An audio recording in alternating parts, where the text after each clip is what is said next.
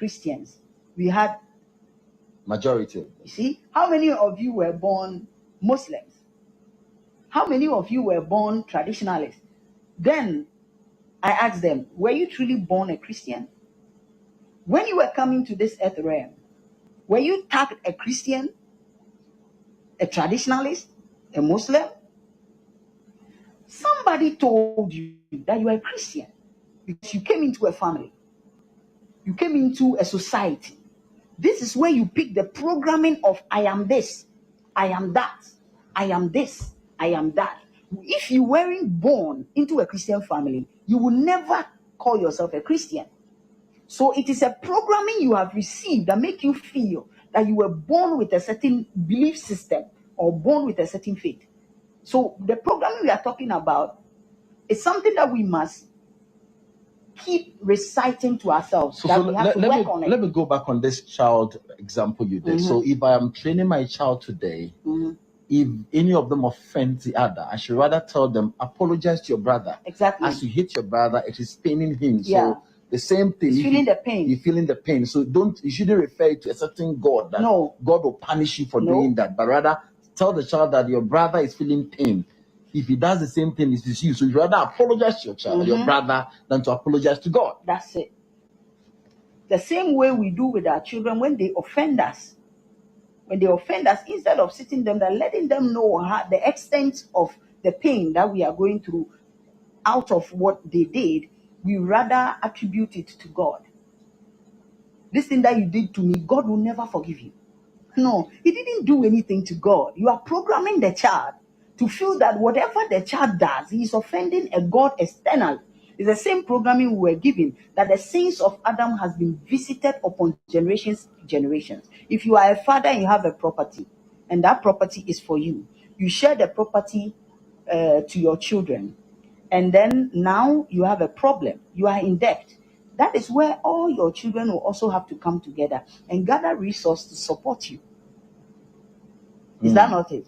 Assuming you are a father, you have a property, you didn't share it with any of your children. Squander it. You have not even squandered it. You still have your property. Yet, when you go in debt, you call all your children and tell them that this debt is yours.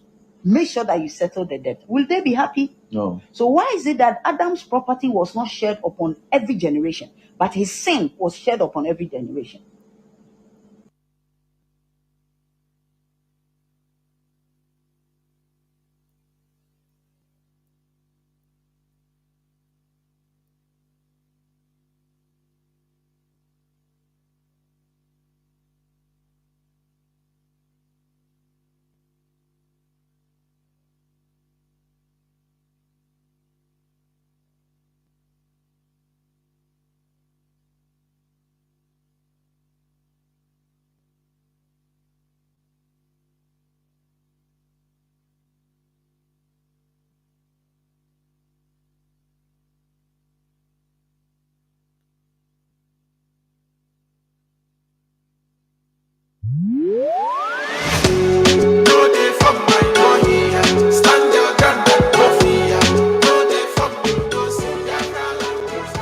Oh yes, my people, una well done. Obodo Naija don carry census bust out though. Oya, bring your ear close, make we yarn.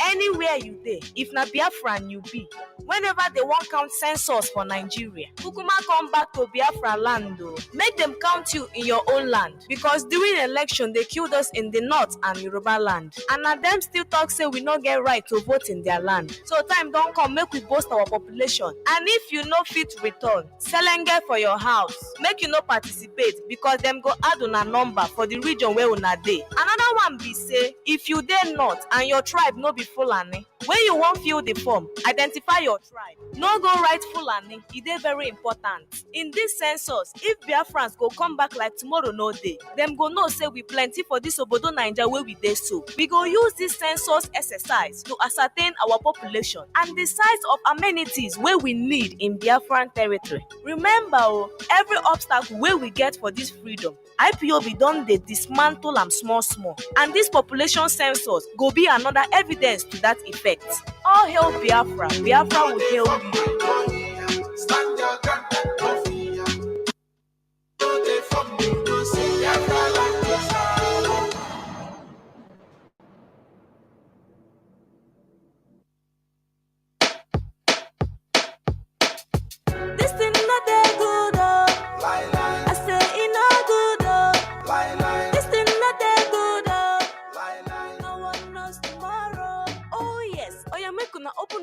hear this one.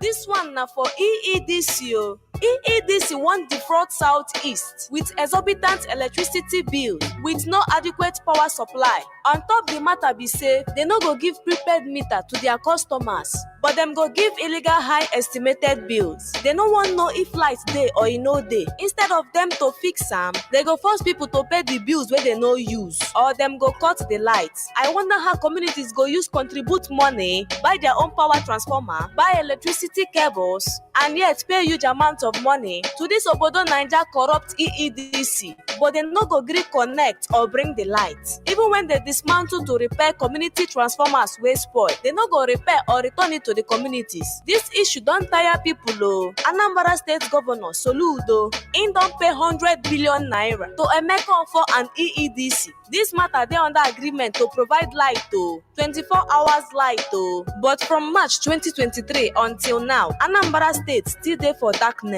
Emeka Offor don frustrate other companies wey wan give us light. The koko be say EEDC na the reason why Southeast no dey develop. This thing no dey good o. I say e no good o. This thing no dey good o. No one knows tomorrow.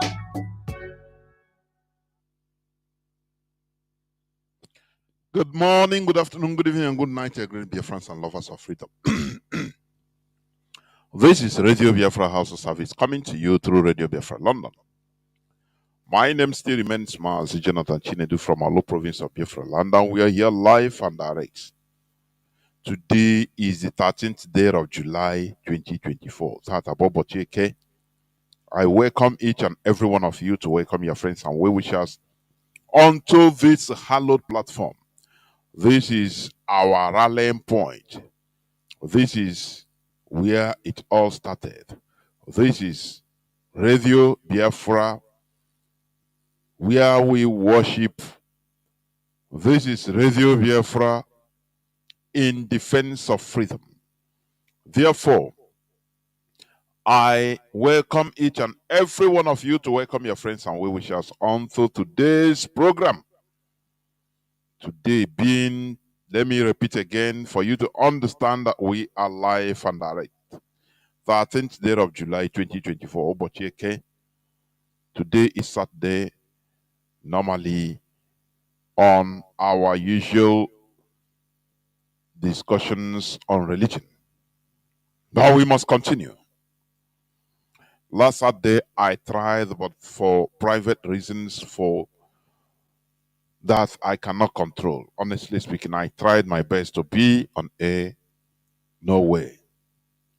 Nonetheless, we must continue to preach, to dispense this good news, this good spell that we are casting on ourselves, the reprogramming we are doing unto ourselves, because we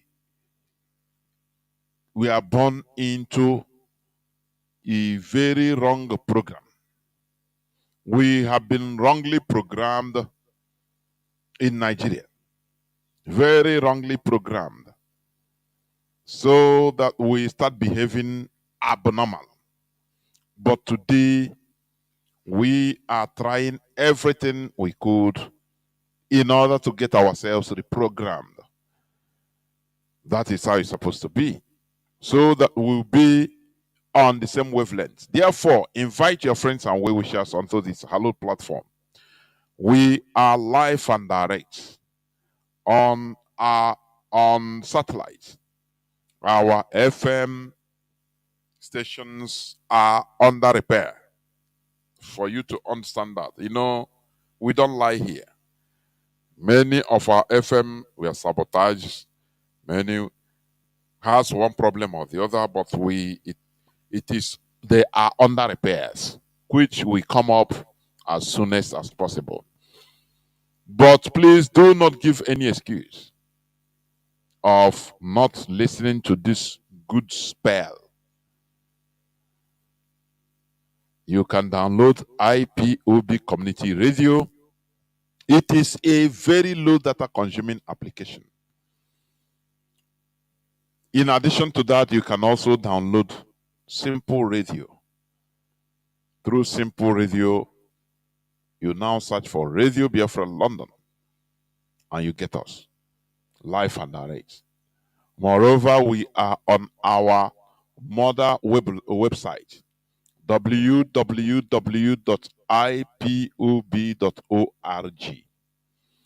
www.ipob.org. Through there, you can also be listening live, Radio Biafra Live. There is a portion, it's being written. Once you click there, you'll be listening to Radio Biafra London. Also, we have our PayPal section through which you can donate anything. Because of this struggle, this movement, it needs money to function. This movement needs money. That is why our detractors, they want to crumble. They want to cry. I wouldn't say they wanted. They still want. They want to crumble IPOB. That's why they blocked the finance at the early time of our leaders' rendition. One person, Hofunye, starts sitting down on the funds. I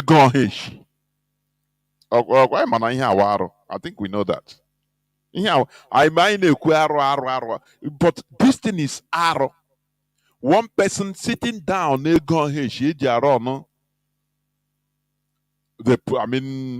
finance the movement. One woman, if it is one of our brothers, say, only suppose rain on ori amaraka nere tomatoes. Oh no, our money. Ego only ona mamu only ona contribute. Yeah, kwechini. For you to understand how grievous things are. Kwechini. That they cannot get nothing. The Kanu siblings, Kanu, IPOB movement. Because they believe that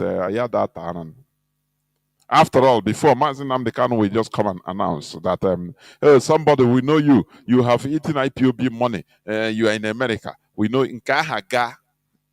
Well, nothing, no follow-up, nothing. Ego in Kahaga. That's why. She say nothing. Till today, Anna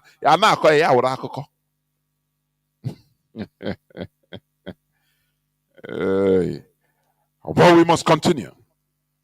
I'm telling you, we must continue.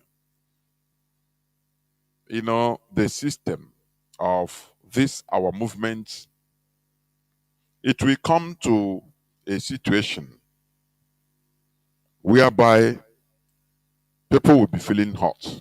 We'll be feeling it hot. Man, we are still on enlightenment, educating our people, reprogramming ourselves, trying to change our mindset. Because our mindsets, we are programmed in a fundamentally flawed manner. Are you hearing me? In fact, the worst thing that happened to us is this program that was given to us, that was imposed on us, that was casted on us as a spell, as a bad spell. And we grew up with it. Anything can back me life. Highest, instead of you to revenge you, give it to one unseen being. Say, God go punish you. Let me tell you, ihe awu okwu ndị dị weak, ndị na-enweghị ume. I tell you, God go punish you for this. You know I don't have power, but God go punish. No, God will not punish him. Don't stop consoling yourself, because we have been in this so long. And what God, if God go, the highest thing or the worst thing that can happen to a person is death. But look at the people that killed us. Look at them vibrating. I don't know, Ekporindo. Obasanjo ka nọ na ọchọ na o buru ụmụ nwaanyị iri. Obasanjo na-egwu egwu. Go on, the same thing.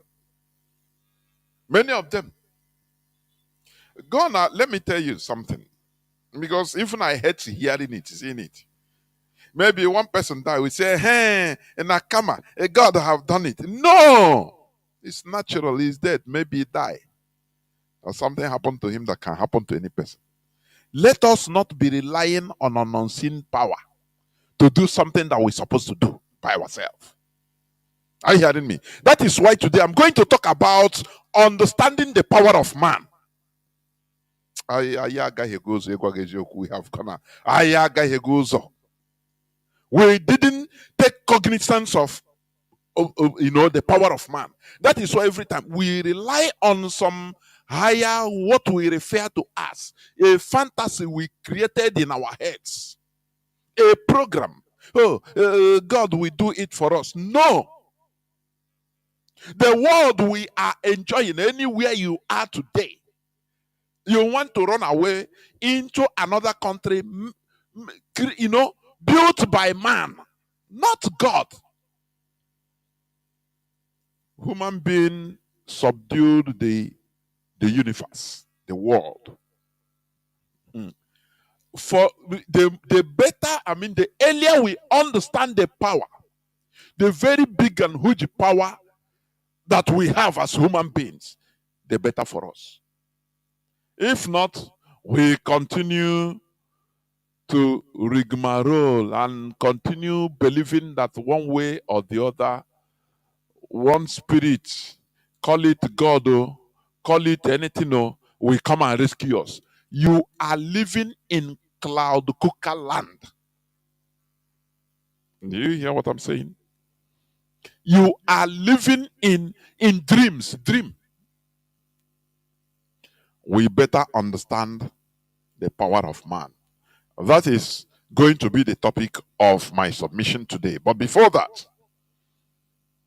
and this type of mindset, let me just keep on a bit. It made us weak. Just like a baby, a child, a toddler, a child of 5 years. When he fights with his age mate, every time he will be pampered by the father, he cry. The child, his comrade or his age mate will beat him. He will come and, hey, Papa, how will you feel? Calling the father. A time comes, you as the father, you become annoyed. You say, I will not be coming to save you all the time. Imagine this huge, this spirit that we refer to. Just imagine the prayers going on to him from millions, if not billions of people. If it is you, how will you be? You put on something, for them to be in charge. Now, every time they will come to you. Your son will come to you at the age of 40, he's still eating thanks, sir. He will come and beg you for transport money. He will come and beg you for money to buy shoe. At the age of 40, 50, 60, how will you feel? You will feel that you born an imbecile. That not here. Because it doesn't take responsibility. We should take responsibility of this life we are in. Are you hearing me? I don't want some people to misunderstand me. If you want to misunderstand me, maybe mischievously, now you sabi. But we must tell you, we must hit it to you as it is. That is one of the reasons why we are weak. Because we believe that God will do it for us. Relax. Just, we always like shortcuts. Just when you relax, you make a statement. Pronounce a word and it will happen. Who tell you? Who this is? You are just trying to satisfy yourself in your little fantasy. It doesn't happen. If it is like that, the more developed people, the Caucasians will practice this and use it. They will not even release it to you. Let us say that what they did is they brought to us a fantasy, programmed us to be fighting with the fantasies. That's it. So that anything that happens to every other human being, if it happens to you now, instead of understanding that this is from human being, you understanding the power of man, you know, now you start giving praises to a spirit you don't see. Are you hearing me? You know, sometimes some people will be maybe a kind of feeling surprised to be hearing all these things, this type of thing, because these are things they are not accustomed to hearing. These are realities. It heals. Remember when Mazi Nnamdi Kanu was blastering on air, he opened up on different fronts. Many people fear that, look, this man is acidic, because he's telling you, revealing things that you never think about. But later on, your subconscious starts cooling down and say, look, what this man is saying is reality, is true. Do you see why Radio Biafra is peculiar? It doesn't matter how you think, how bitter you feel, but later in your subconscious it will be telling you, nah, what this radio is talking is true. That is my only satisfaction, nothing more.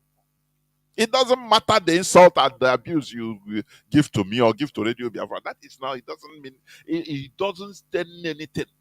It's the same way you are praying, oh, God, kill Gowon. Many people that Gowon Senior have died.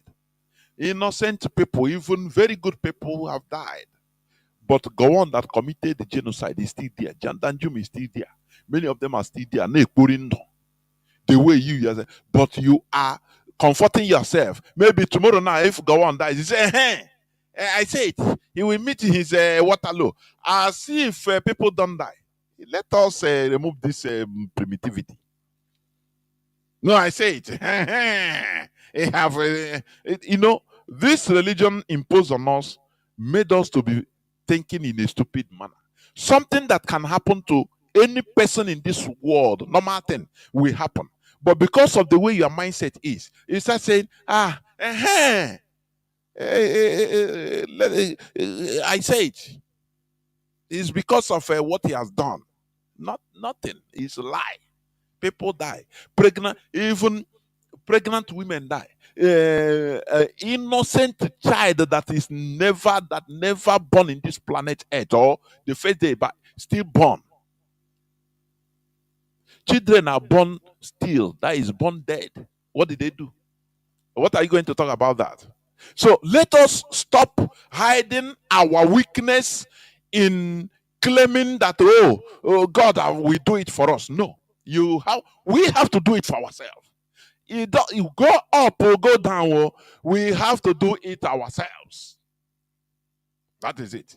So, before I continue to today's topic, understanding the power of man, that is human capacity, I will read IPOB press release and go on just few news headlines. As usual, I've learned to be brief because many people have been complaining. If I talk more plenty, there will be this law of diminishing return will be happening in the brains of some of our people. The shorter it is, the message it is, the better for people's consumption and understanding. Therefore, we must continue. IPOB press release of 13th of July 2024. But the headline says, the caption says, don't set Biafra land on fire. No governor should allocate grazing reserve to meet Allah militia, IPOB. Because I saw even Governor Soludo, I saw it somewhere written on the news that he gave Mieti Allah thanked him for giving them land to them. Okay. The noble family and movement of the indigenous people of Biafra IPOB, led by the great prophet and resolute leader Mazi Nnamdi Kanu, wish to caution the Eastern governors to shun the recent demand from Mieti Allah terrorist group for the governors to allocate grazing reserves in their respective states to them.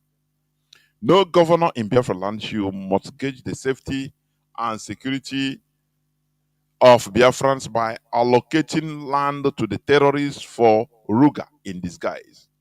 The indigenous people of Biafra IPOB is asking the Southern and Middle Belt governors to reject the demand for grazing reserves by the Fulani Mieta Allah terrorist organizations in Nigeria.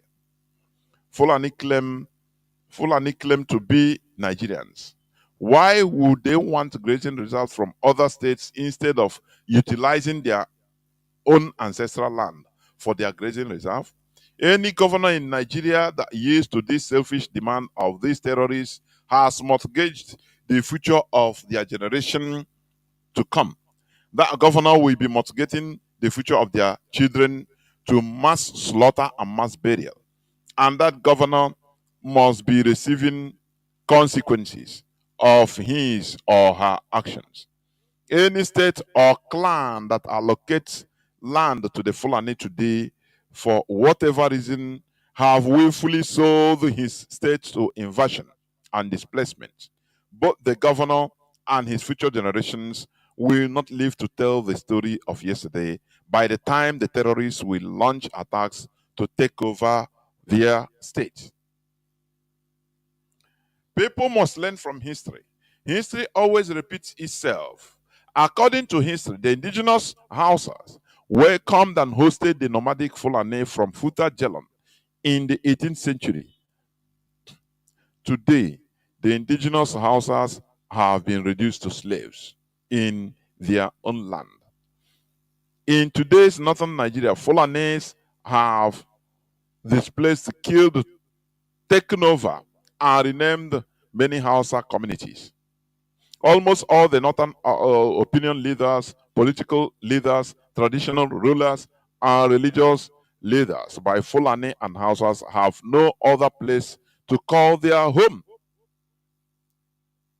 The same deception and voodoo the Fulani used on the Hausas in the 19th century, because it was 1808, so it's early 19th century. In the 19th century is what they are using on the political elites in the rest of Nigeria.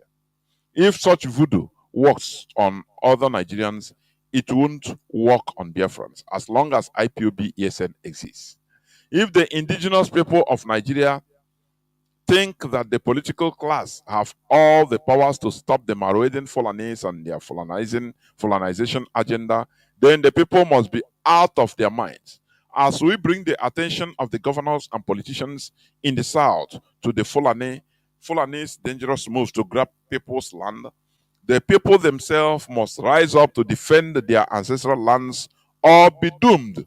As for us, the IPOB, the Fulanis knew that Biafra land is a no-go area for their deception and voodoo.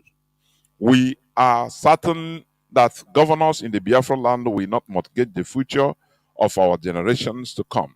But if they create any grazing reserve for Fulani, they would have drawn the battle line with IPOB ESN. We have confidence that they will never allow Fulanis to occupy or be in possession of an inch of Biafra land.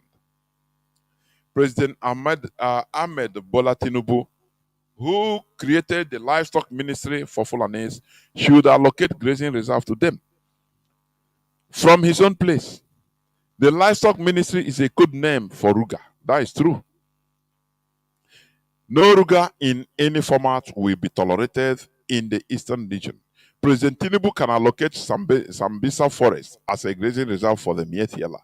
That massive forest is more than enough grazing reserve and a settlement for them. The Fulani can have their way with the Nigerian Fulanized presidency, but the indigenous people must resist any attempt to take over their ancestral land in the name of grazing reserves and Fulani settlement. Fulanis are opposed to the idea of modern ranching. Instead, they want grazing reserves in different states because they are deceptively pursuing the Ottoman than Fodio's ideology of conquering the whole of Nigeria. IPOB is reminding the Nigerian government and Mieti Allah that Biafrans do not have sufficient land for development and agriculture, let alone for grazing reserves. IPOB ESN operatives have a duty to monitor Biafran forests and bushes. They are to dislodge any Fulani terrorists and destroy any Fulani settlement found in the bush.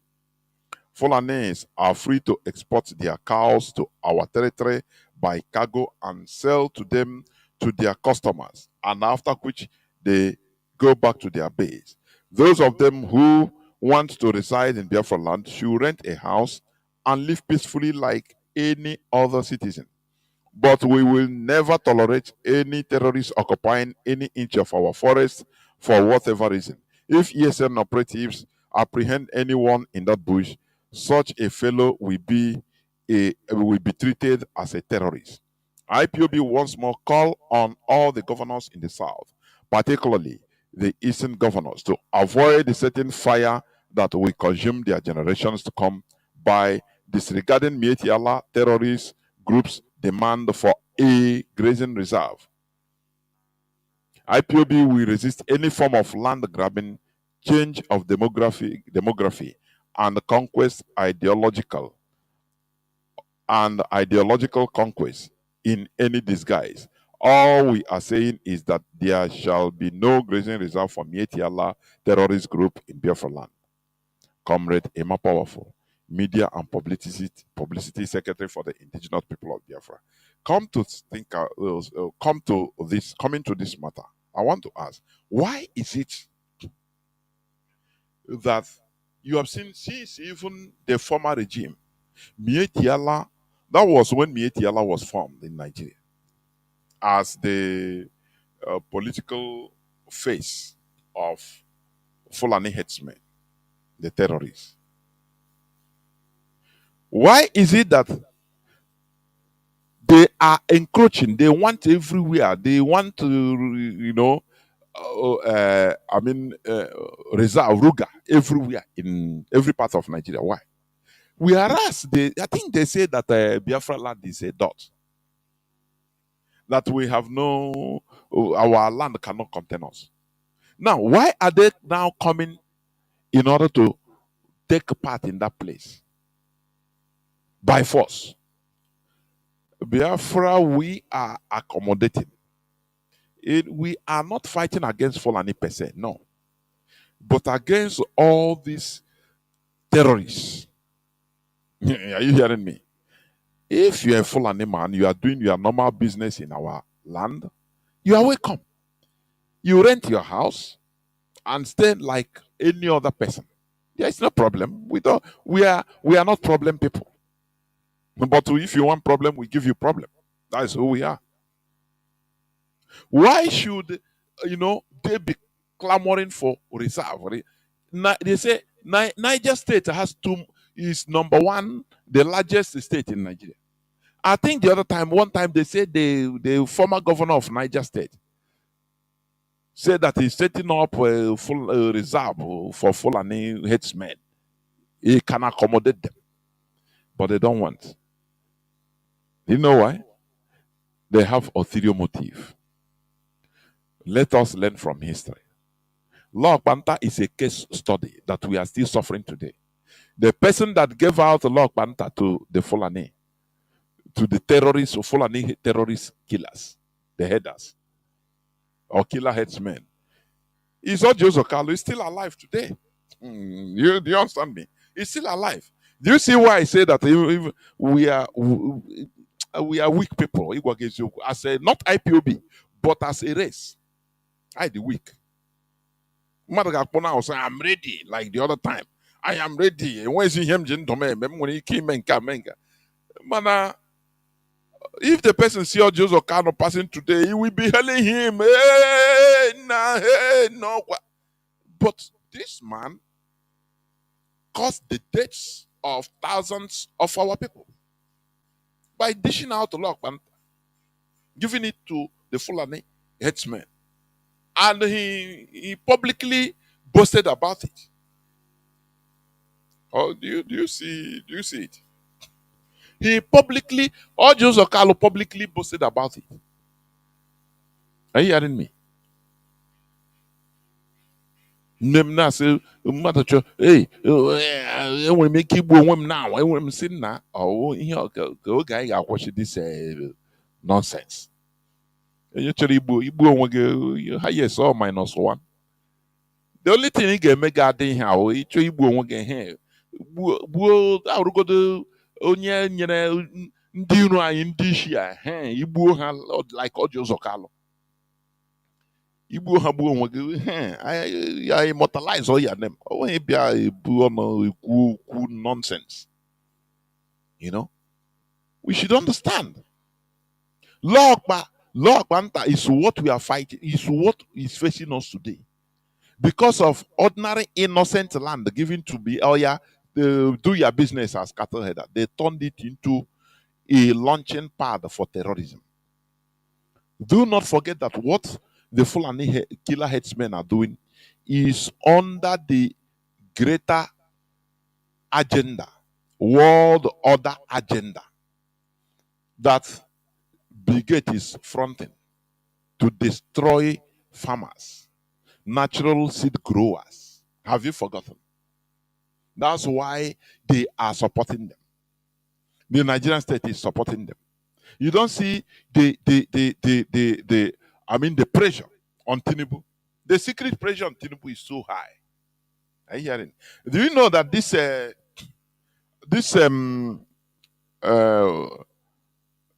what do you call it? Is it headsman ministry that Tinubu ratified? Livestock development. Okay, Ministry of Livestock Development. Okay. Officially, Tinubu created this. Officially. Do you know that Buhari couldn't do that? Buhari tried, but it backfired. But today, Tinubu, a non-Fulani, have done it. I want you to add. I'm telling you how these people works, so that when you see another person, any person that is a non-Fulani or even an Igbo man, say he will be a president, Nigerian president, he will do good. He will. Let me tell you, the way these people work, they manipulate anybody, even the non-Fulani more than. He works to their interests more than. Buhari tried to forestall this. No way. There were many outcries because he's a Fulani man. So what did they do? When they brought out Tinubu as a card, before they brought, he have to sign that this is what he's going to also, among other things, do it.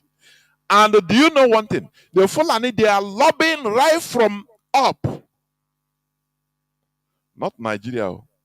Right from the nucleus of this world, the superpowers.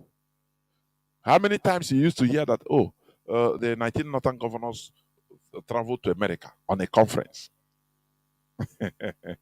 Have you ever seen, for example, Igbo governors or Southern governors go to America on their own for collective interest? Have you ever had it? Igbo governors. Their highest, their limit is Kaduna, or Kanu, Sokoto. They go there and receive order. And Abuja, nothing more. They can never go as a group. Who born you? Fulani will decimate them as they are coming. Do you see how they preach them? But they themselves, being the Fulani, being the prison warders, as our brother used to say, to others, they will go and negotiate and lobby, take order from the superpower.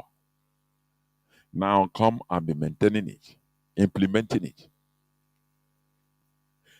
Our own so-called southeastern governors or Biafran governors, their rank never. Who will they see? If they go to America, who will meet them? Nobody knows them. They don't know nobody. No, they will be snubbed. Are you hearing me? Do you see how we are caged in that zoo? We are under lock and keys. That's why we are trying to liberate ourselves, and it is the duty of all and sundry to join this effort, because our liberty is at stake. Now, Tinubu has done what Buhari couldn't do. They say, wait now, wait. The same way they did OIC, Organization of Islamic Conference. Are you hearing me? Organization of Islamic Conference. When the Northerners were in power, it was more going, it became a national discourse. Oh, Christians are shouting, no, Nigeria cannot enter into OIC. They kept quiet. They say, but Nigeria is not a member of OIC. They were, Buhari, Babangida, Abacha, all of them, the Northerners, they were doing all this things secretly. Because it should not be seen that, oh, these are Northerners doing open Northernization at the agenda because they are in power. So they kept quiet, doing it secretly. But do you know what? When they put in 1999, when they put their man, Obasanjo, in power, yeah, because in that 1999 election, Olufalaye won, but they put their man. And that's how Nigerian election is. Oh, I can rather call it selection.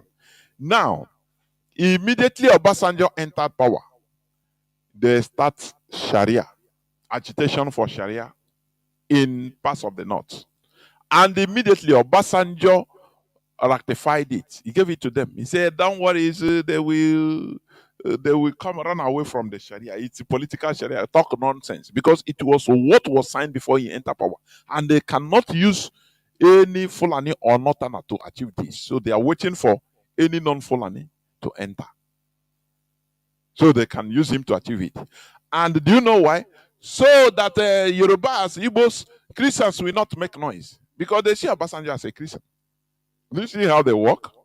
You know, when I say that, look, the Fulani, how number one, when it comes to politics, they don't make noise like you. Are you hearing me? They don't make noise like Anywawundibo. No, they don't make noise. That's why look at is it a makeover?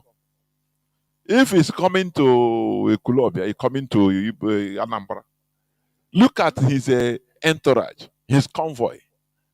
It's more than the president himself. They gave it to. They know that our people love noise, so you bloat them, make them to be larger than life. I want people to understand what I'm trying to bring out, because it's very important.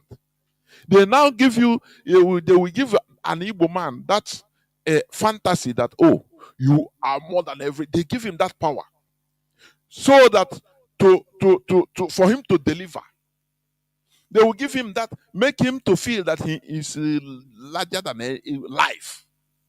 And our people, we like something. You understand? Our people will be seen and be easily deceived. Oh, it may call for look at. Hey, wow. You don't know that. They are using it for a purpose. The same way they used Azikiwe as a ceremonial president, deceiving Igbo people. We thought that he is Zik of Africa. That in number one, oh yeah, number one in Africa. Whereas in like if he's coming, oh, he's a Zik. It's just like a make-up for scenario. The same thing. Whereas immediately, if Mekofo goes to, is it a Sokoto Caliphate? I mean, Sadana of Sokoto's palace. If you see, they can even slap him secretly. He will lie down on the floor. That is it. Do you see how they work? Now, Obasanjo came. In Obasanjo, they have Sharia not. Number one. Obasanjo formalized Nigerian membership of OIC. And the whole Christian, everybody kept quiet. Say, nah, the person doing it is a Christian. No? And everybody kept quiet. That brouhaha, no brouhaha, is gone. That thing that would have been, fire everywhere, had it been, it's a northerner that did it. They say, Obasanjo is a Christian. After all, every Sunday comes to a half chapel. He ordered the building of big chapel in Asorok. So that deception, the Fulani, they are masters of this type of game. You are being used, you don't know nothing. These are politics, they are number one. Now that's zoo. You understand me? So all this, the question of OIC died natural death. Nigeria become an open member of OIC through Obasanjo. Now, after Obasanjo, Goodluck Jonathan came. Goodluck Jonathan became the first Nigerian president to openly attend that meeting. I watch it, I think in Saudi Arabia. Goodluck Jonathan is a Christian, he's a Biafran. So the whole Christian Biafrans and the Southerners and every Nigerian Christian cuckoo keep quiet. The Fulani, they have finished everybody. That one gone. So you cannot talk. If you talk, if you complain, they will tell you, now your brother Duamo is he a Christian? So it's to tell you that OIC is not about religion, it's this one. They know how to use people, they know. They master it. Have you forgotten when they use Igbo politicians, governors, Wike to kill Biafrans? Have you forgotten? They will go and promise. They went and promised Wike Igbo presidency. He started saying, I'm Igbo, I'm Igbo. He started speaking Igbo, which he know how to speak. He's an Igbo man. The same promise, they go to Nnamdi privately. They promise Nnamdi, now you know you are our man now, so we will support you for Igbo presidency. But this IPOB, deal with them. He said, no problem. The same promise, the same thing, they go promise the whole governors. Governor of Dave Omahi. They went to governor of Imo State, Okorocha. They went and promised governor of Anambra State. The same thing privately. This is wisdom. That is our politics. That is how Fulani works. After they started killing our people. Oh, no, IPOB, you are the people that, you are blocking us from having Igbo presidency 2020. Where is Igbo presidency 2023? Where is it? I continue asking. Where is it? That one is forgotten. But not IPOB. IPOB, we don't forget. Are you hearing? Do you see how they work? After everything, they snub all of them. During the primary, presidential primary, they deceived them. They spent money.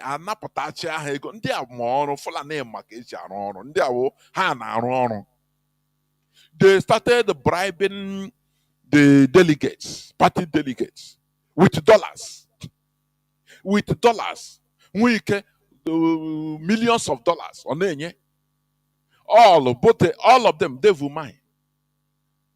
Immediately they select their own man. And do you know what? They know that these people will come back to ask of their money. Because they were given assurance that don't worry, we will vote for you in the primary. Don't worry, you are our man now. Dollars now. After, you know what they did?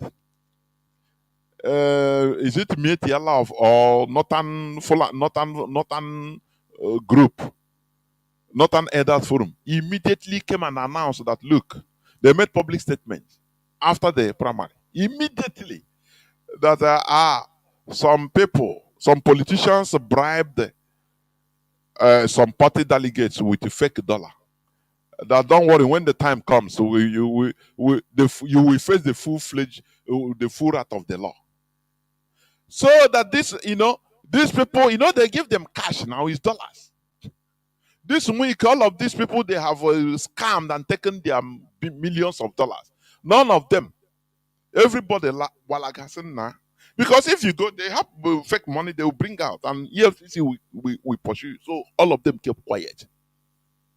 Do you see how Fulani? Do you see how they do? We know the way they work. We know it. Only that our people, our politicians are many of them are foolish. Honestly speaking, they don't understand. So now they are using Tinubu to achieve what Buhari could not achieve. As a Fulani man. Are you hearing me?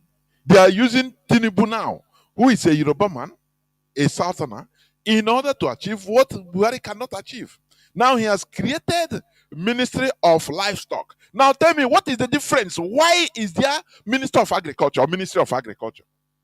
Is livestock not under agriculture? Okay, you created the Ministry of Livestock. You have to also create Ministry of Seedlings and Farming. Are you hearing? Are you create Ministry of Seedling, Farming. You see, after you create ministry, what of a Ministry of Fishery? Now, what is the work of the Ministry of Agriculture? Do you see now that they have created 100% avenue to finance Mietiala by the Nigerian government? This is what they have been looking for. Do you remember when Buhari gave them 160 billion naira openly, which made the news everywhere to Mietiala? Now you cannot, because Minister of Livestock Development, Ministry of Livestock Development, you don't have anything to talk about. Talk to them about again, because they will be financing Mietiala through this completely. So your mouth no there again. They have finally succeeded. Do you see the same way El-Rufai came and boasted that they have finally succeeded in putting Muslim ticket in Kaduna and in the wider Nigeria, and it will never be reversed. And that is the same way they have done this. Morons are there watching. People are there praying. So-called Christians are there praying for God to come and reverse the whole thing. I don't know. You are nothing but a weakling. When you are praying. These people that are doing it, how did they read there? Are they not human beings? How are they? Don't ask yourself, is it God that is one spirit or God that is doing it for them? No. Because of their political sophistication. That is the reason. You yourself, you are there still waiting for one God to do you a favor, to do everything for you. You are praying. Continue praying. Now, no nekele Maria mandi the Jupiter. The mother Jupiter go na grass. No there. A prayer warrior. Since I was born, I continue hearing prayer warrior. You learn your prayer, okay? Here, what? Nothing. What is it that you achieve that Chinese never achieve?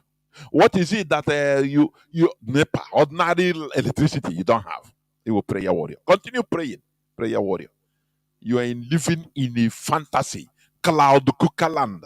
They give you, they made you ceremonial, powerful person. The same way they deceive Azikiwe as a ceremonial president. We thought that he had the whole power. Nothing. Whereas he's an open, empty drum. That is the same way they give you. The West, the Europeans give you the religion in order for you to feel that you are too big, that you have power. You don't have nothing. Then what are you when nothing? No power. The only power is physical power. The only power is what man can do. Do you see how the Fulani, they are manipulating everything? Today they have created Ministry of Livestock Development. And the people don't ask, now what is the work of a Minister of Agriculture? No, people don't ask. Your own, you'll be crying. That is why Mietiala has the audacity in order to tell every governor to create a ruga everywhere. Because now they have ministry. And the Federal Ministry of Livestock, it will be everywhere. They will have their offices, their buildings in every state. Do you see how they operate? But you they are now you don't know. You don't know. When we tell you, come and support what we are doing, because we understand the way the Fulani works. But because you are heady. You are heady. That is why you are not supporting what we are doing. Until it reaches you. Now, the Livestock Development Ministry of Federal Ministry is a federal ministry. It is obligatory now that each state they will have their office, their buildings there. And it is Mietiala controlling it. That is a way to channel money to them, to finance those that are killing you. Don't you see the other time, Brutai is in Benin, put in Benin, strategic place in Benin for the Fulani terrorists to run away as they are being beaten in Mali, Burkina Faso, and other African countries. They are coming to Nigeria. The place that the Allah has given to them. Is it not? After all, you praise Israel that the God of Israel, he killed the Jebusites. They killed the pregnant women and collected their land. You are praising them. Do you see what goes around comes around? You are praising that God. Now Allah, the Fulani Allah have told them, come to collect your land. What are you doing about it? You are praying to your God. Very weak. Do you see how things go? They are going to build this. Is a federal ministry. Once order come from above, now money will be flowing. You will know that is not billions of dollars will be flowing directly to the terrorists, Fulani killer headsmen, in the name of Ministry of Livestock. Which person we go there to even look at a non-Fulani? Who are you? If they employ any non-Fulani in that ministry, it's just a errand boy, spokesperson, errand boy, just to make it feel that it's not all for that Fulani. Look at how they have used Chinedu to achieve this. Do you see how they work? And you are there, you don't know, it doesn't concern you, you don't feel anything because you are ignorant. Ignorant. That thing you have been shouting, this is morning. About it now, they will come, gas slaughter now. That is why ESN is there. And we must support them. We must support them. They are the last line of defense in our land. Forget about this. How many times once I see people calling, they are killing us, they are destroying our farms, so government should come and who are you calling the government? The government is those that are sponsoring behind what is happening to you. When are you going to learn? Danjuma have told you, he said they collude. The Nigerian military is no more neutral. They collude. They are accomplices. They support the killer headsmen directly. And you are there calling Nigeria this to come and help you. Are you not stupid? Do you see? Are you not stupid? That stupidity is what we are trying to remove from our people. From people listening to this gospel. So that you understand, your eyes will be open. They have used Chinedu, a Yoruba man, to achieve, to further, advance Fulani agenda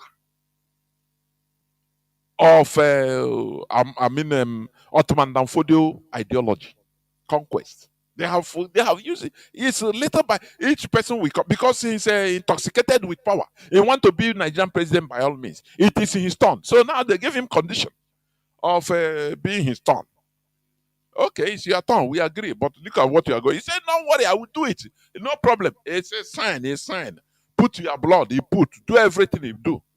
They now, let me tell you, Fulani, they don't give you benefit of doubt. Oh. They will give you their own security to guide you. So that if you go against, they don't believe in praying or this and that for God to kill you. No, they will do it by themselves. Who was Goodluck Jonathan's chief security advisor? Who was that? Is he not a northerner? Do you think that if he himself is in control, if he want to choose his chief security advisor, do you know what is chief? Somebody that organizes his security, both feeding, both your enemies there is the person in charge, which means they can kill you anytime you are in their hand. So anything they tell him sign, he will sign. Do you think that on a man Anyoma, it's under they are guiding him, they are watching him day and night. So he don't so he's doing all these things for his life because that is the negotiation, the way he what he signed before being the president. Somebody that is desperate. Are you hearing me? Once you are desperate in something, anything can happen. That is why we are shouting. Mazi Nnamdi Kanu is the leader of the indigenous people of Biafra. Is not leader of Mazi Nnamdi Kanu family. He's a public figure. So there should be no desperation in Mazi Nnamdi Kanu's coming out. Never. Are you understanding me? That is where we stand. There should no desperation, because once you are desperate to come out or to do anything, now there will be conditions. All these things they are talking about, what do you call it? Negotiation. Which negotiation? What is the terms? All those are talk. All those are talk. Do you think that Nigeria will negotiate and tell you, oh yeah, come out and continue what you are doing? No. Go and stop doing Biafra, do it in our own terms to finish. So all this, you see, Tinubu was desperate to be a president, and he was there, and he is there. Now look at, he has signed even somewhere this LGBT and all nonsense, going the way. These are the things that one of the things that is causing problem in Kenya, where people are alive, they rose up, but in Nigeria, zombies. People that you can buy. If you look at even social media comments about Nigeria, even by Kenyans, you hate yourself from coming from that place. Even calling they call Nigeria is a laughing stock. I'm telling you, no ordinary citizens. They say let us not be like Nigerians. These are Nigerians are the ones. They allow their politicians to do anything they want as long as they can collect crumbs. That Nigerians can be bought with money. Do you see? This is the worst insult. But do Nigerians care? The answer is no. Now, let me go direct. I have some other news headlines, but let me. There is this one that says Borno says 8,490 repentant Boko Haram members reintegrated into communities.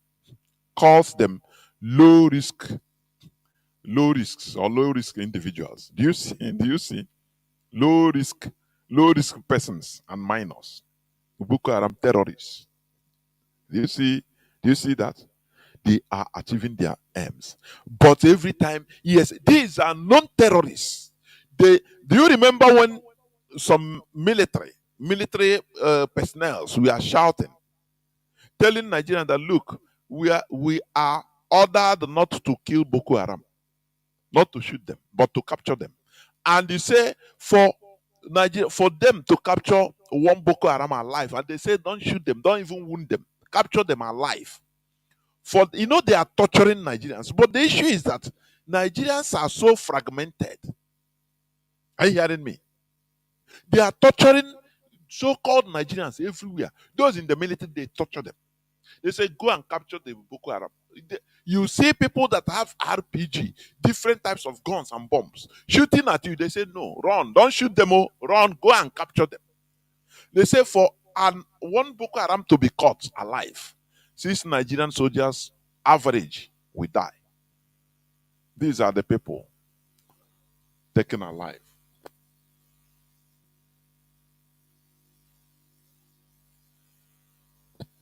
These are the people that are being reintegrated after just a few months, and they will be paid a heavy amount of money. Their minimum wage is 30,000 naira, which they are negotiating. But this Boko Haram, you'll be shocked how much they are receiving from the Nigerian federal government. and they are giving information to their brother. Do you see how sophisticated the Fulani are? Do you see how they are? All this thing, they are doing it, with the international community, with the world powers, giving them leverages of selling. Let them come and still loot our oil, everything, our natural resources, as long as they help them in order to subjugate, conquer everywhere. Do you see the mess we are in? I'm stipulating to you some of the messes we are in than you can imagine. 8,000 plus Boko Haram reintegrated. But every time you see them talking about ESN, they are all of them Operation Python dance. They are killing here. They will come and this and that in southeast insecurity. But look at how they are treating. Do you see the same one in Nigeria? Don't you see that? We must continue. So, as I said,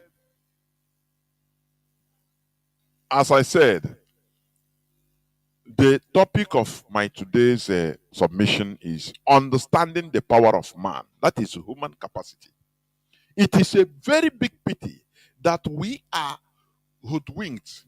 We have been deviated, programmed not to understand the power of a human being, the power of man.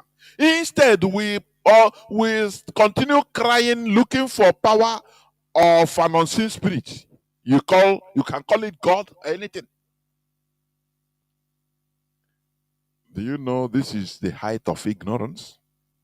This is the height of stupidity. Now, I ask you, you see our people, go to American embassy in Nigeria. You see people, their consulates, their agencies, people are depositing visa applications.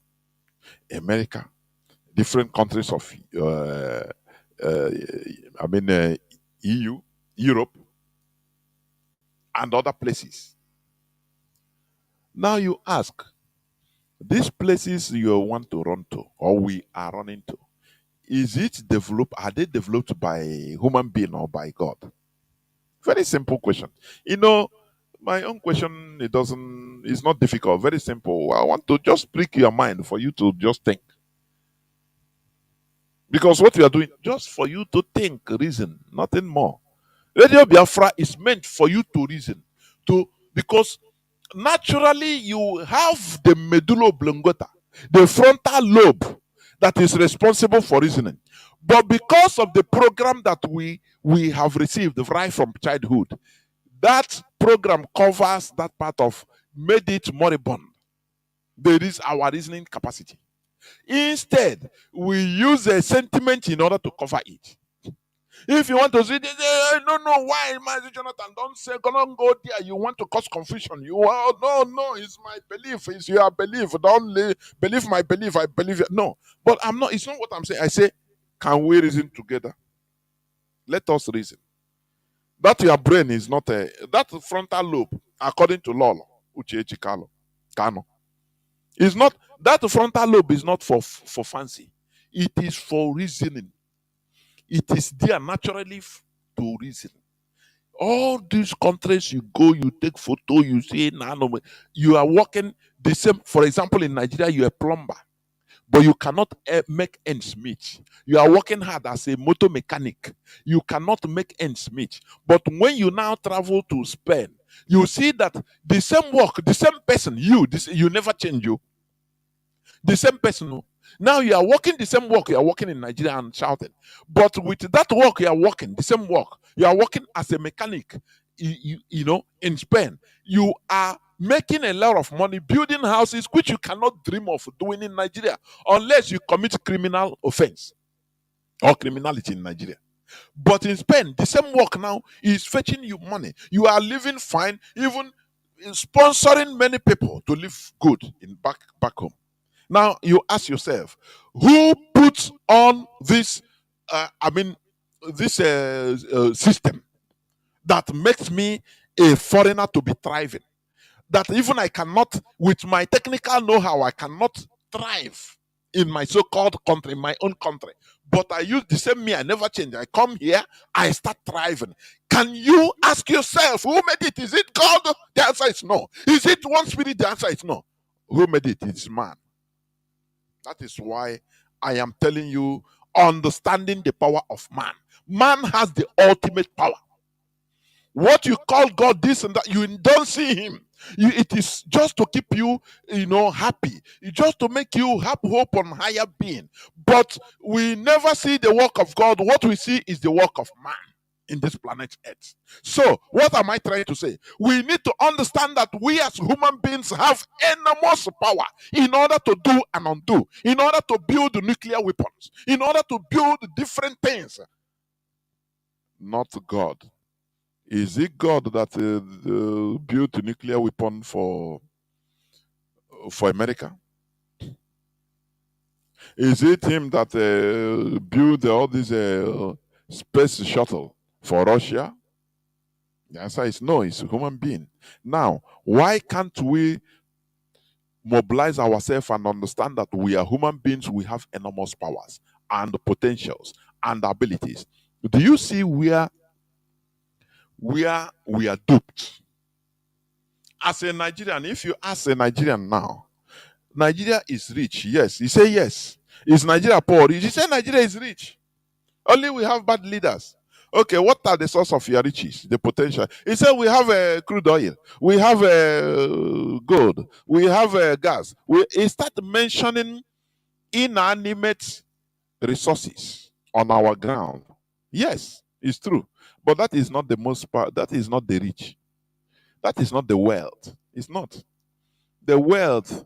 Now you still ask a South Korean, a Japanese, why is Japan rich? Because we cannot ask, is Japan rich? No, we are seeing it.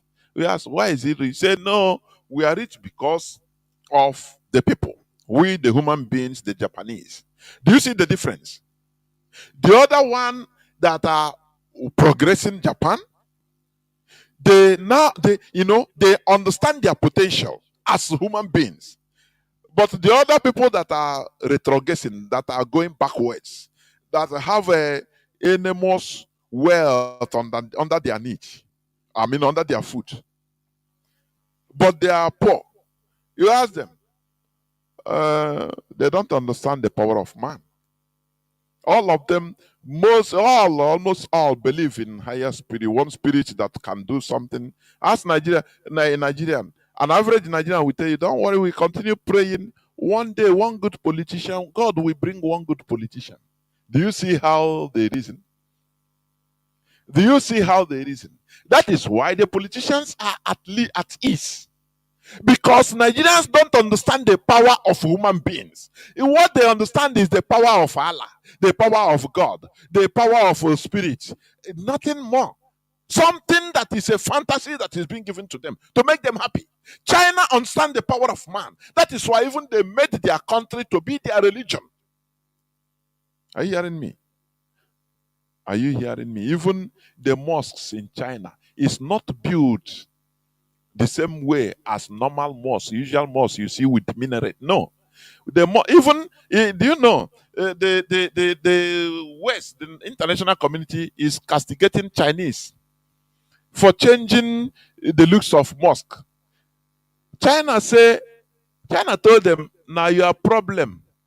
We are Chinese first. The West, the international community is castigating Chinese for changing the looks of mosque.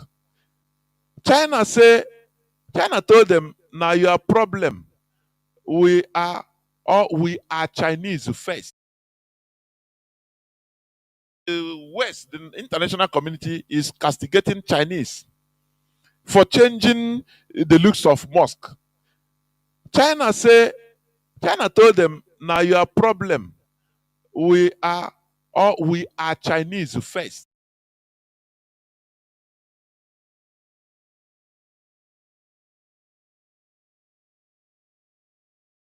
When I see the blood, when I see the blood, when I see the blood, I will pass over you, Biafrans. Announcement. This year, Feast of Passover and unleavened bread starts from evening of Monday 22nd to evening of Tuesday 30th of April 2024. The theme is Thou shalt arise and have mercy upon Biafra, for the time to favor her, yea, the set time is come. Taken from Psalm 102, verse 13. In preparation to this, there will be daily teaching from Tuesday 16th to Saturday 20th of April by a call for prayer team of IPOB. On Monday 22nd and Tuesday 30th of April, there will be holy convocation, that's assembly, unto the Lord. Exodus 12:16. The flyers containing the full teaching on Feast of Passover and unleavened bread is already in circulation on IPOB pages on social media. May Chukwu Okike Abiama set our leader Mazi Nnamdi Kanu and Biafra nation free this time. Ise. Suffering indigenous populations and the damnable zoological republic are set free. Chineke nna nke pụrụ ime ihe niile Chukwu okike abịa gbanye nyefe na aja aha nsọ ya mma mgbe niile. Onye ọ bụ naanị ya na-achị. Eluigwe n'ụwa na-agba akaebe ịhụnanya gị na ebere gị amara gị na ọmịiko gị ebe ndị gị na-eze ebede ngọzi. Anyị wee na-etoghị agbanyeghị atụmatụ ọjọọ niile nke ndị iro. Iwe enye anyị ndụ ala nke dị ndụ n'ụbọchị nke taa. Anyị wee na-asị na ịja mma niile otu niile dịrị aha nsọ gị. Onye ọ bụ naanị ya ka ike niile na ọ gbadara aka ya. Anyị wee na-akpọku gị na-asị gị na nke ọma anyị ga-ekele gị, nke ọjọọ ma anyị kelee gị.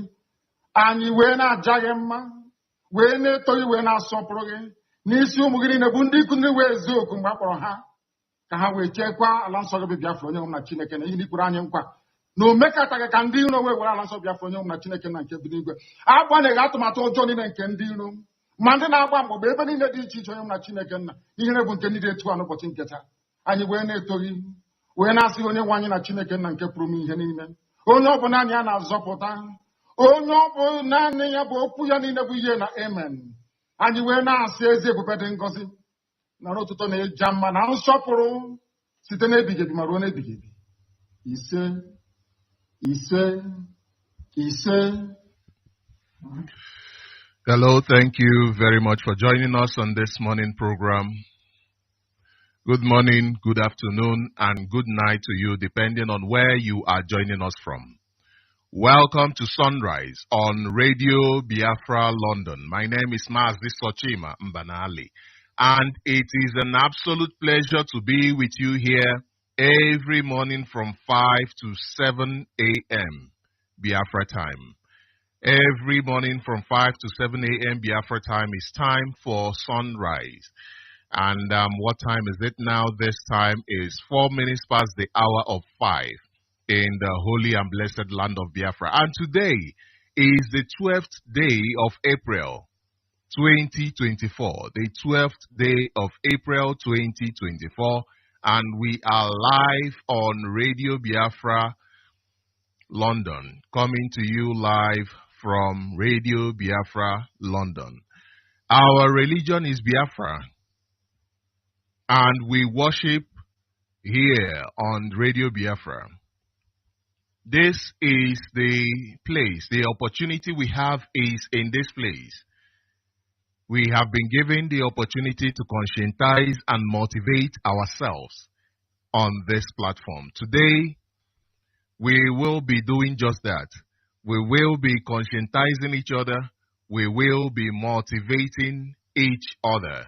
You can join us on FM radio at 102.1 FM if you are in Biafra land.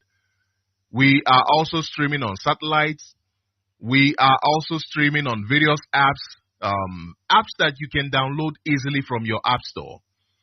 Apps like IPOB, Community Radio, and Radio Biafra. These are very low data usage apps that you can download from your app store. Very, very easy.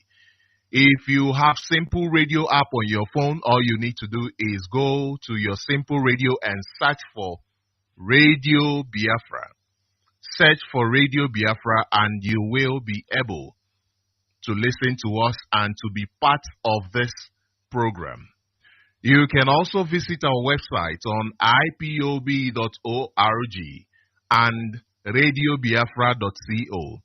Visit these websites for you to be able to read the latest news and general information concerning our march to freedom. And this morning, I encourage you to share this information with everyone that you can. I encourage you to share the information concerning the liberation of Africa, concerning the liberation of the black race, concerning the liberation of the Biafran people. This march is towards the liberation of the Biafran people, the restoration of our sovereignty, the restoration of a sovereignty that was impeded on by the British.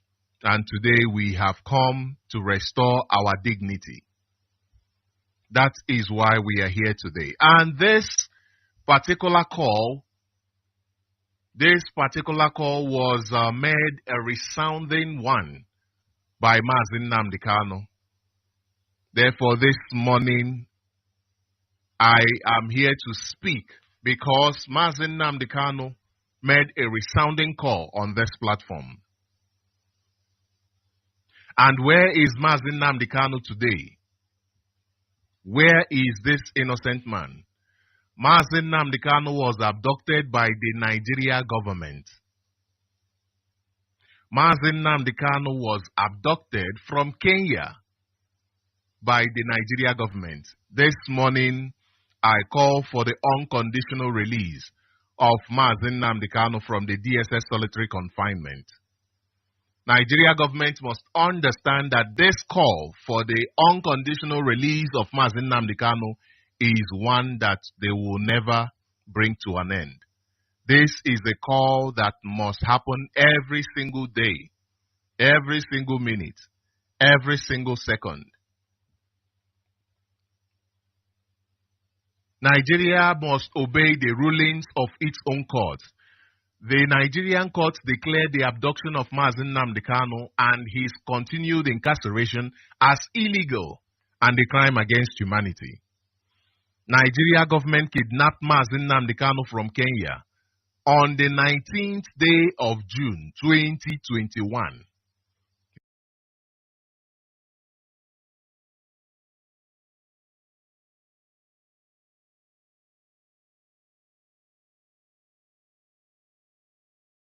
Kanu and his continued incarceration as illegal and a crime against humanity. Nigeria government kidnapped Mazi Nnamdi Kanu from Kenya on the 19th day of June 2021.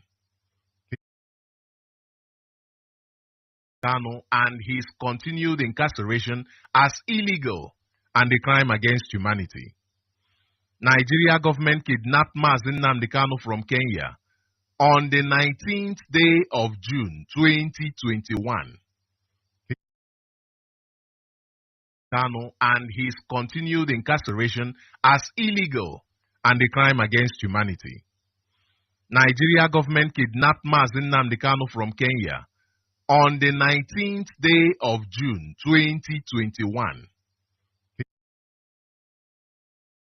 Kanu and his continued incarceration as illegal and a crime against humanity.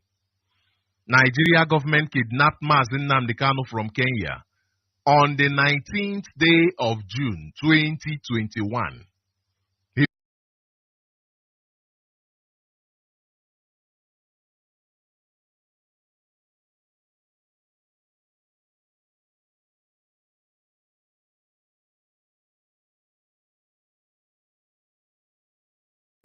So let me put it this way. So the same way you've used computer as a point, or let's say a reference point, can you really adjust that to how we've been programmed with that memory verse? So you said the computer has programming. If there are virus, you have to do antivirus. So what do you mean by we reprogramming ourselves? What do you want to mean by that? Example, blessed are the poor,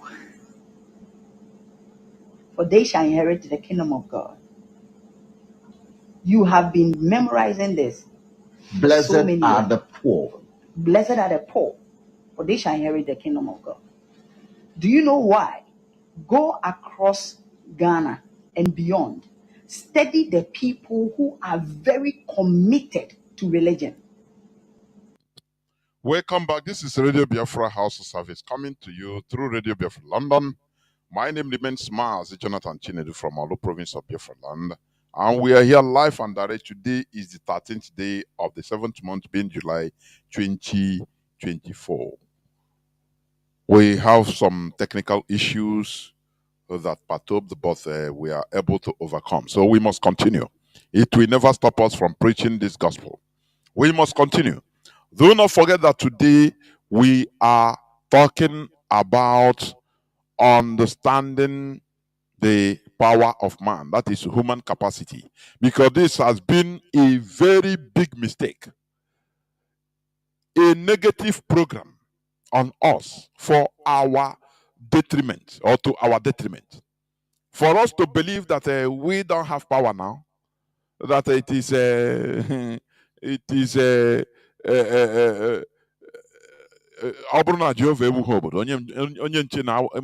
it's life from the pit of hell. Please, these are the negative mantras, negative programs that is affecting our lives negatively, because all these statements, all these mindsets are not allowing us to take full charge and responsibility of our lives as human beings. That is why we once already made. Now I ask, who made them? Is it God or man? Who made the welfare, social security you are enjoying today in America? Who traced them? Who made them? Who organized them? That when you are sick, you can be able to call a number. You can call emergency service. Who made them? Is it God or human being? Let us take full responsibility as a human being.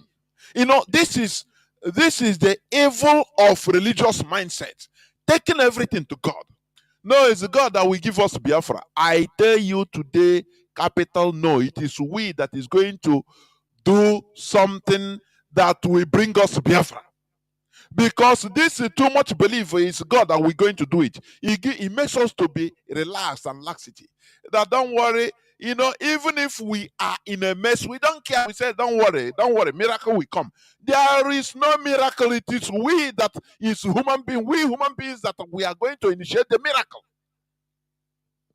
There has never been a place you go and they say it is a God that built this. Even the churches, the mosques, it is not God that built them. It is human being. So we are minimizing the capacity, human capability. That is why we feel lazy, because we believe that there is another superpower, superhuman, that can do all these things for us. Do you see the stupidity? Do you see where they put us down? That don't worry, it is not by your power. It is not by your power. It is not by power. It is by who? It is by what? By kneeling down, is it? Or is it by lying down? Or is it by fasting? No. It is human capacity that can do it. That is why Mazi Nnamdi Kanu understood this. Because he said that we don't want to restore a Biafra of religious bigots, superstition. Those that will, instead of doing what they should do, they now hand it over to God. No, God will do it too. It's God. It's life.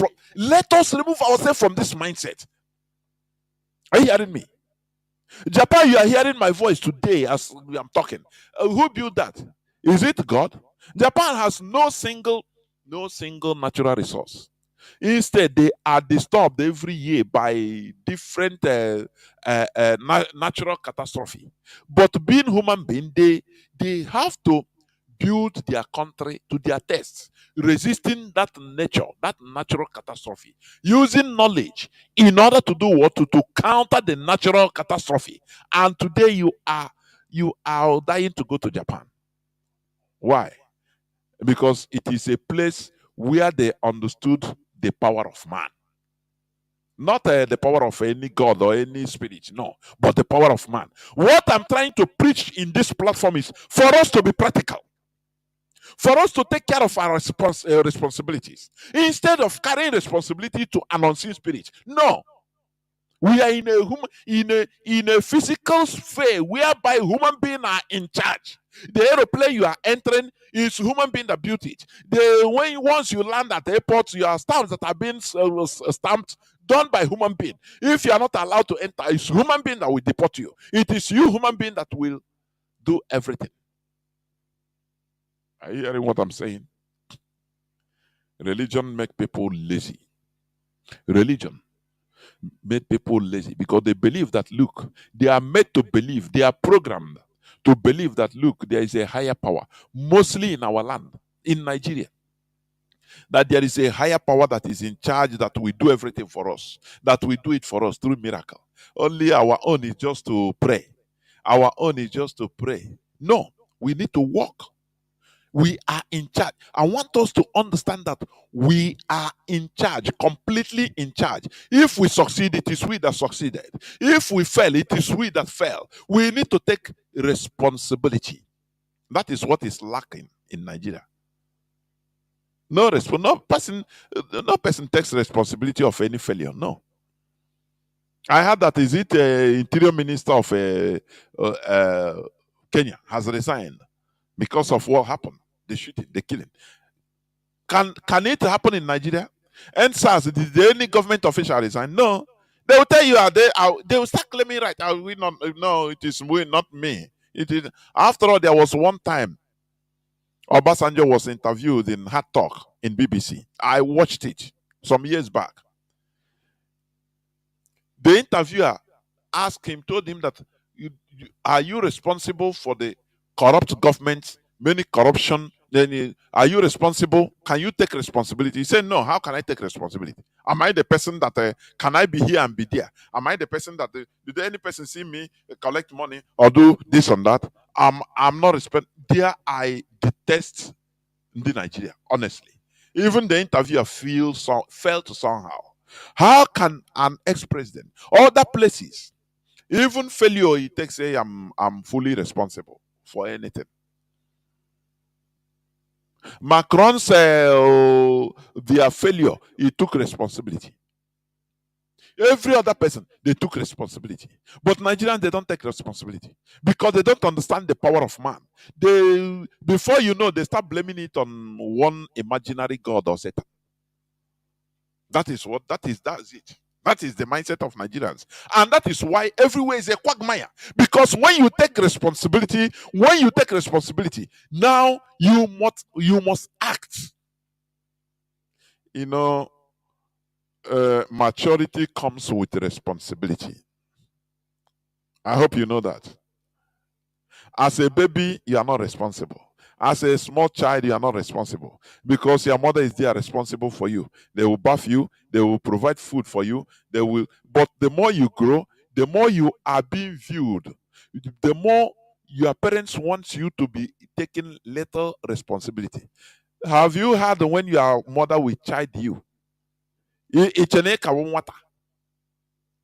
When you do something, maybe you used to do, maybe as a 12-year-old, something you used to do before, maybe when you are 9. When you do it, your mother will ask you, you will beat you. Do you think you are still a child? You want you to start taking responsibility because maturity comes with responsibility. If you are not mature, you cannot take responsibility. Before you know, just my boss is there or my parents are there. Now they will be queried. They are in charge. That is how Nigerians are. And this is the mentality we want to remove from our heads, our people, IPOB, Biafrans, so that must be the author of our destiny. If we fail, we take responsibility. Hey, we failed. Not to say, now so God want that. No, it's not like that. You have to remove that type of mentality. Human being according to genealogy originated in Africa within the past 200,000 years and evolved from the now extinct Homo erectus. We should understand that man conquered the natural world. Man conquered the natural world because, let me say, before the advent of human being or Homo erectus, there was natural world. But when man came, man with the development, with the brain development, he starts being in charge. Are you hearing me? He starts being in charge. It's no more about any other thing. It is human being that is in charge. In this world, it is human being. If the two superpowers, Russia and America, if they say let this world collapse and be destroyed, they have resources. They have nuclear weapons that can destroy this world 100 times. The world, the superpowers. This is a fact. It's not I'm making it up. They have the nuclear warheads that are able to destroy this world 100 times.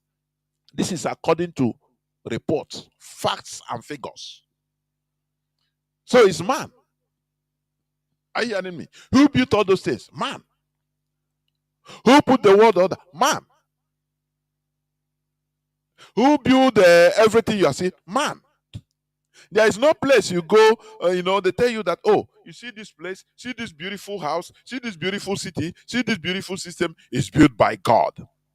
Do you see the way human being, very smart human being, or can I say naive and smart, they now simply put it, in order to deceive others, they say they are inspired by God. Who tell you that? Who tell you that? You are awakened. You develop your frontal lobes by being curious, because the natural instinct of human being is asking questions. You want to know. When you are removing yourself from belief, Mazi Nnamdi Kanu, some people say no, it is God. Yes, you can believe it as it is, but let me tell you, because of his character also, he asked questions. He used to, where others feel at ease, he don't feel at ease. Why are we so? Why in England it is like this? But why are we so?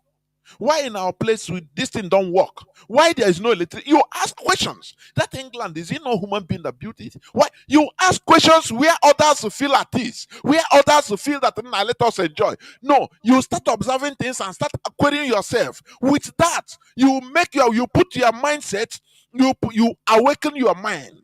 Because you'll be conversing with your mindset always. Other people that are numb, that are relaxed, they don't see all these things because they don't respond to stimuli, but you do. So when you are asking all these questions, now you will see your curiosity will continue increasing. And when belief will come into you, say no, but remember it is. You say no, it's not about, but no. You counter it by yourself. Now you start asking more questions. One of the Hindu branches of they call Confucianism.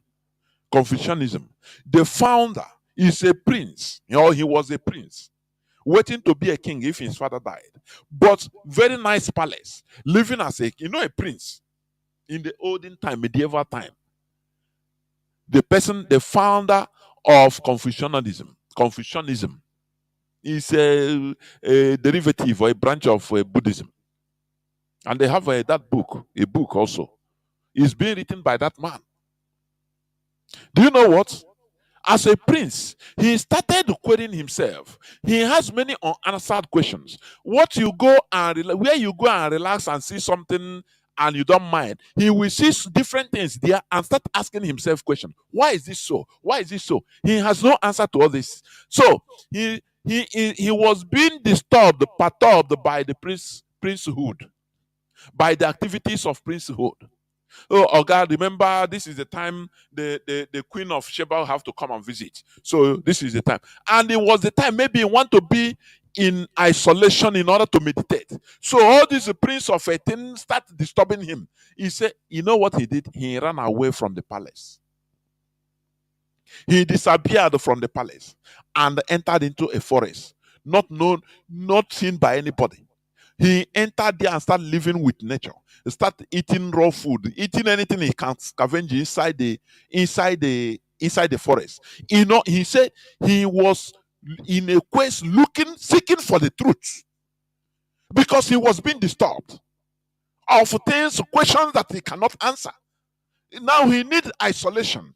He needs tranquility, not with human being. You know, in order to look for it, in order to seek for truth, in order to understand things, things that where others are not seeing, he want to enter there, and that is what made him great. He became the founder of that religion. Are you hearing me? The same way Muhammad was moving around, going into isolation, Mountain Ararat, where they do Lesser Hajj today, in the mountain of Ararat, asking questions, meditating how things are. What is this life?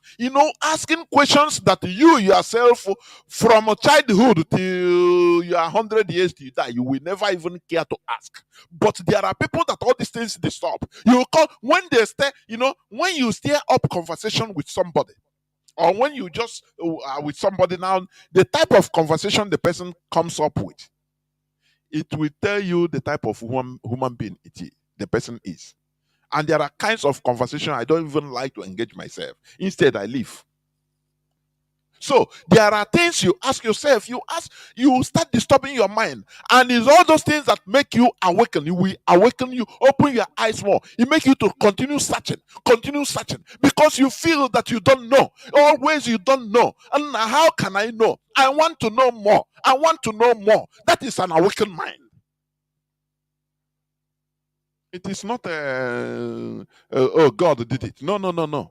Don't give it to one unseen spirit, please. This is a mistake.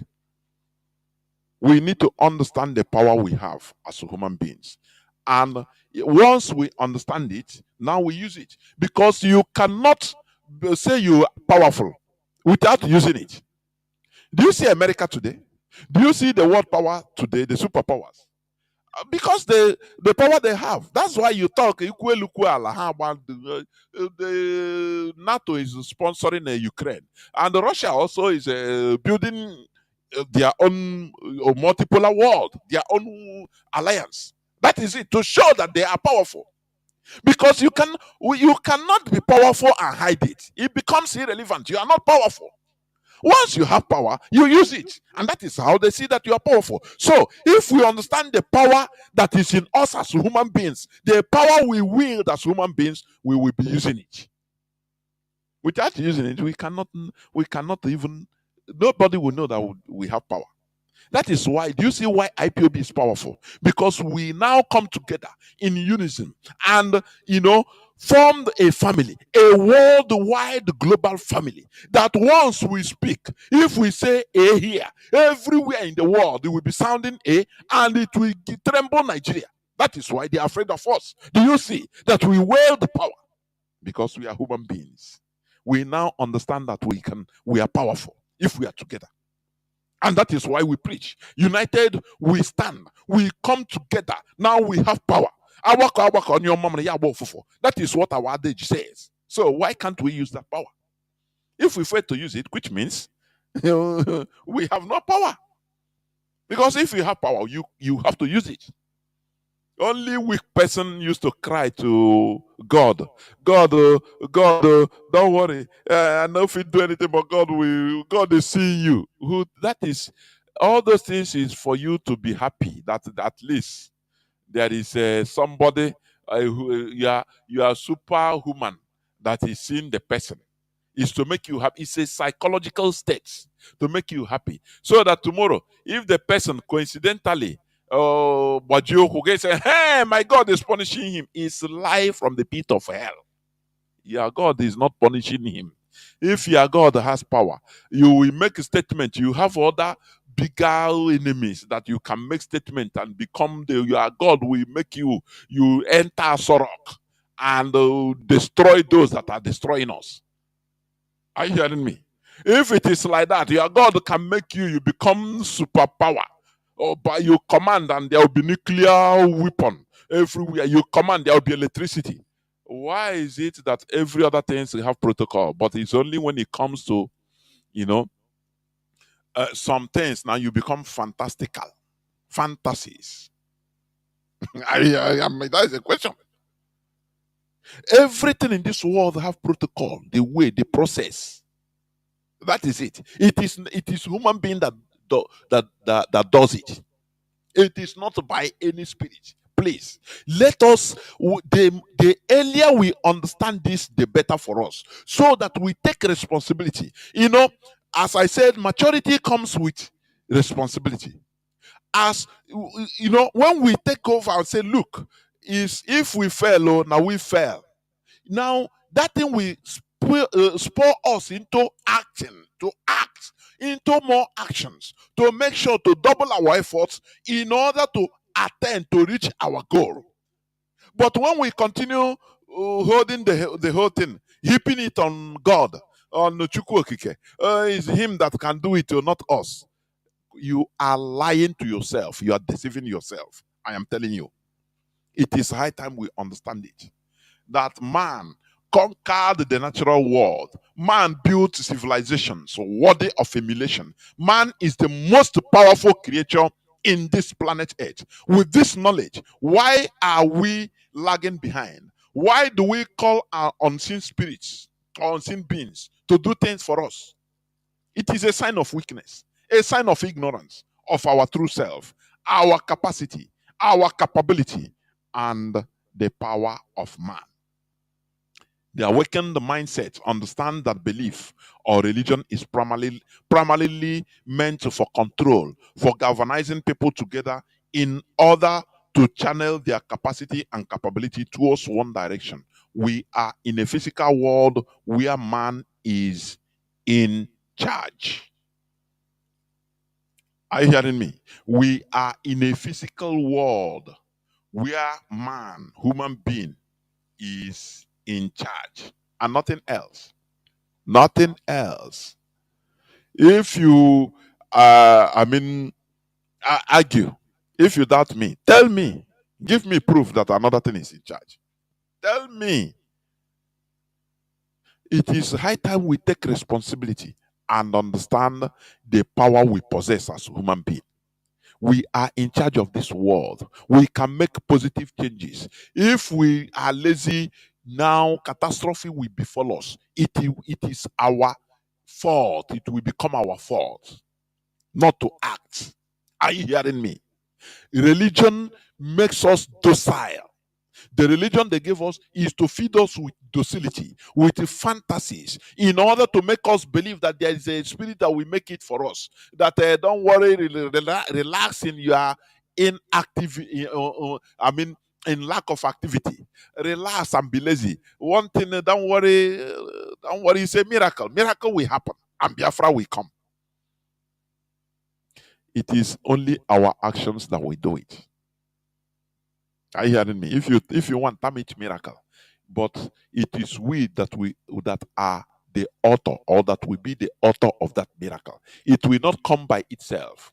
Without even forming IPOB, you will not be hearing anything. Without Radio Biafra, you will not be hearing Biafra everywhere around the world. It's formed by man.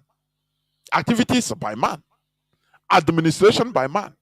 We have national coordinators. We have continental reps. We have the DOS, who is in charge now, led by Mazi Chinedu. We have zonal coordinators. We have different people contributing secretly and openly in this effort. So all these things are by man, us doing it. So if there is a positive result, it is us. It is us that should be the author of that miracle. So, in conclusion, it is for us to understand that man is in charge of this world, so that we will beef up our effort in order to support and strengthen ourselves in what we are doing in order to achieve the goal. Because if we fail, it is us. God didn't fail. If we succeed, it is us. God didn't succeed. It is us that succeeded. It is us that is going to benefit from the fruit. That is it. So, it is high time we understand the power of man. This is where I'm going to stop. I will go into a few minutes break as usual, so that when I come back, I will open the lines so that people can call in. Do not go away. I will be right back. Realize that there's a virus that is attacking the programs, not allowing the program to run as it. If I buy a computer and I realize that there's a virus that is attacking the programs on the computer, it's not allowing the program to run as it's supposed to run, what do? I use an antivirus to attack the virus on the programming. Sometimes it can affect the performance of some of the programs on the computer. What do? You reinstall the programs onto the computer so that it can work effectively for you. So the programming that has been done for us for many years through memorizing. So let me put it this way. So the same way you've used computer as a point, or let's say a reference point, can you really adjust that to how we've been programmed with that memory verse? So you said the computer has programming. If there's a virus, you have to do antivirus. So what do you mean by we reprogramming ourselves? What do you want to mean by that? Example, blessed are the poor, for they shall inherit the kingdom of God. You have been memorizing this. Blessed are the poor. Blessed are the poor, for they shall inherit the kingdom of God. Do you know why? Go across Ghana and beyond. Study the people who are very committed to religion. It's not the rich, it's the poor. Because they have been programmed that poverty as a condition can take you into a promise.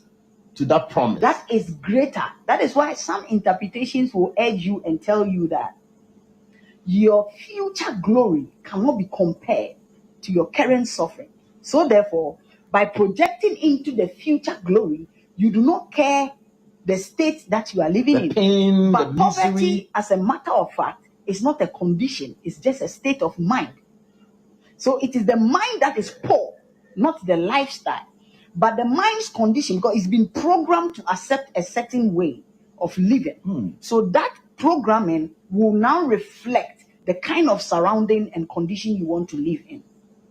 So poverty is not a condition. No. It is a state of mind. Poverty is a state of mind. It's a state so if you want to be poor, you'll be poor. Yeah. Right? So if you are poor, it's not about you being promised heaven. Do you know that people believe that through faith and a lot of fervent prayer, they can receive certain royalties from even places they've not struggled or they've not toiled? Some people can, out of memorizing these things, they refuse to reason with the same word. So because of the program, we refuse to reason with the word. So talk to us. Now, we must know that there are certain things that people attach certain sentiment out of faith, out of certain belief system to, so much so that they believe that they need a certain external power to be able to manifest simple reasoning, to be able to manifest simple hard work. So much so that simple agricultural techniques, they would rather go and pray. They would rather call on a God somewhere to come and do it for them instead of just using a normal, natural mind or intelligence.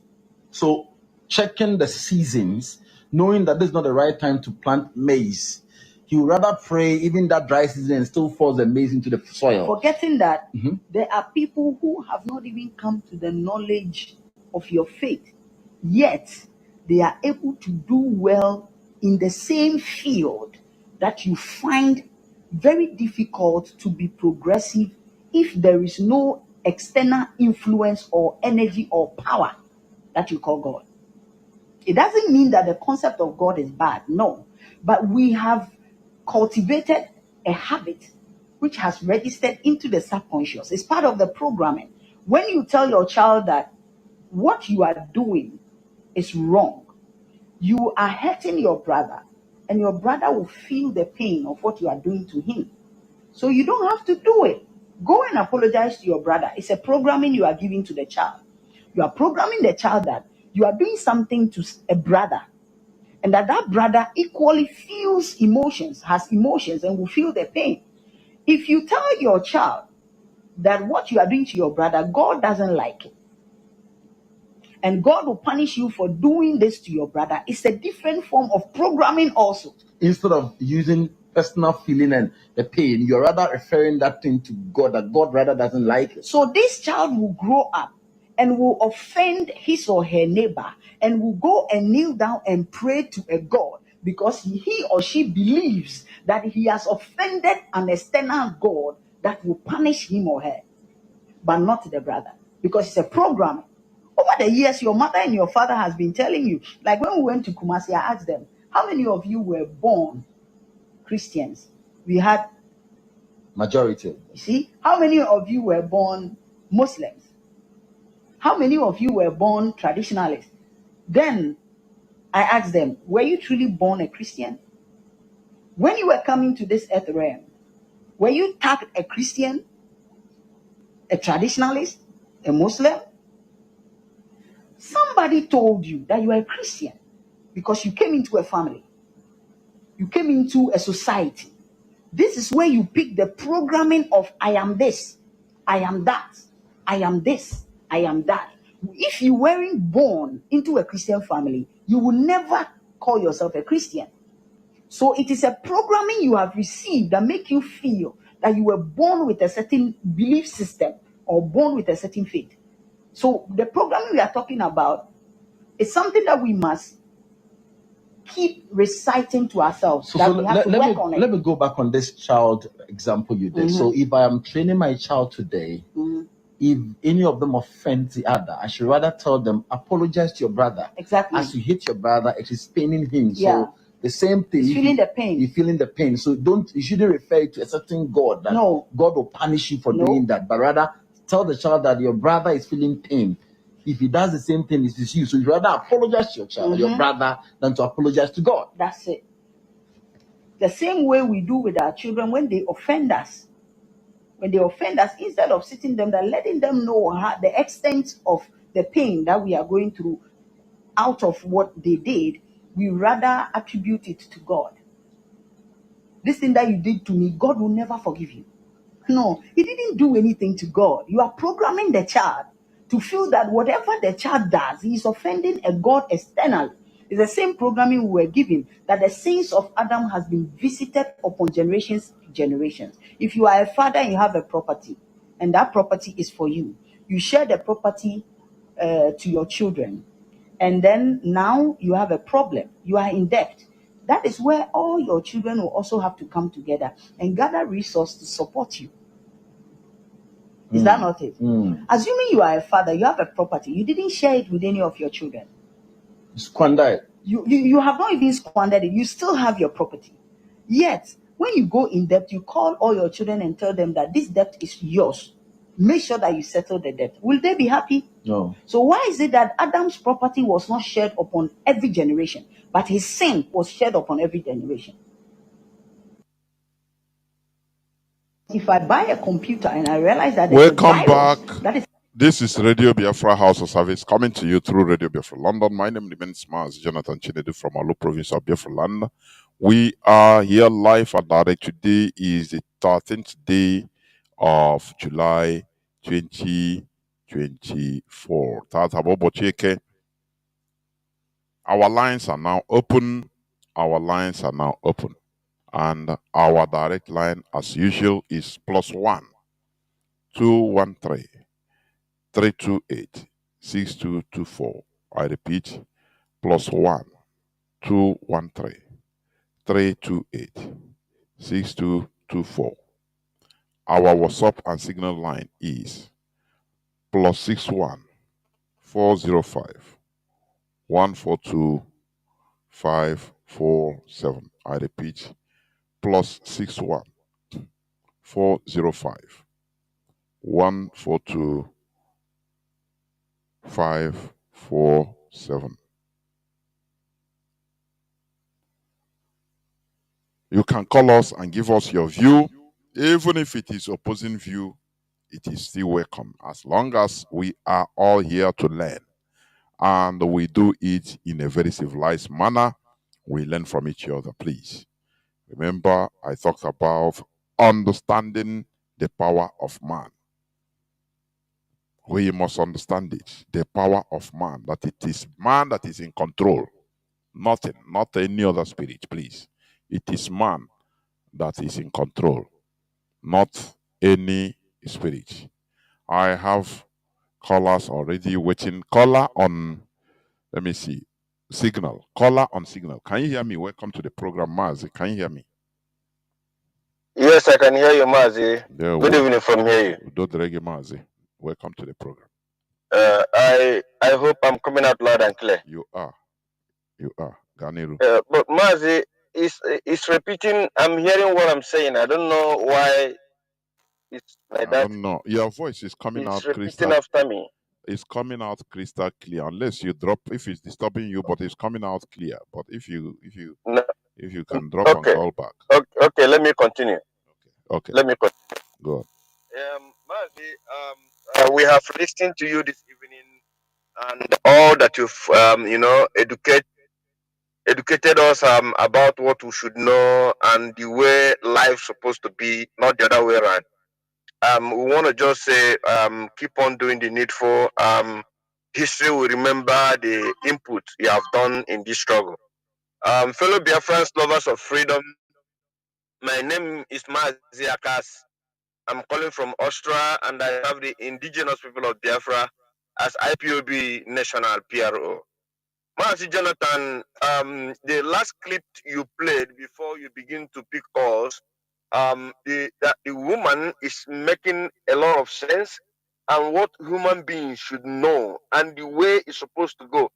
Mazi, the truth about this issue that we are trying to hammer here on Radio Biafra, these people, what they have done to our minds and in our brain is to completely turn everything upside down.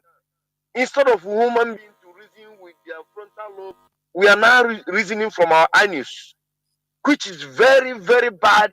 Somebody brought and different mentality of mindset to Africa, trying to impart this thing. Even most of us, they impart this thing right from child, from broke rosary to this to that, confirmation, holy communion, blah blah blah, to where we are today. And at the end of the day, I am ready to kill my brother because he don't believe in what I believe. And that thing, I want to kill my brother because he opposed me and telling me that this thing, the way I'm doing it, is supposed not to be the right way, that I should do it. And I'm ready to kill my brother because of what a white man, implanted in my brain, which is madness in a very high places. It's a hard time black people should understand that we have power to do things. We have ability to do things on our own without transferring it to God, because none of us have even go and see where this God is. They told us in the Bible that God is somewhere in third heaven. And nobody wants, even these so-called pastors that are teaching us this God is in third heaven. If you want to kill them today, for them to go and meet that the same God they are telling us is in three heaven, they will not want to die. This is why they are going now, perambulating anywhere they are going with the army, with bulletproof cars, because they don't want to die. But they're telling the poor people that they should, a side patient, when they die, they are going to where their mansions has been built for them with gold and frankincense and myrrh. You begin to understand, you begin to ask yourself, Mazi, why are these people brainwashing us?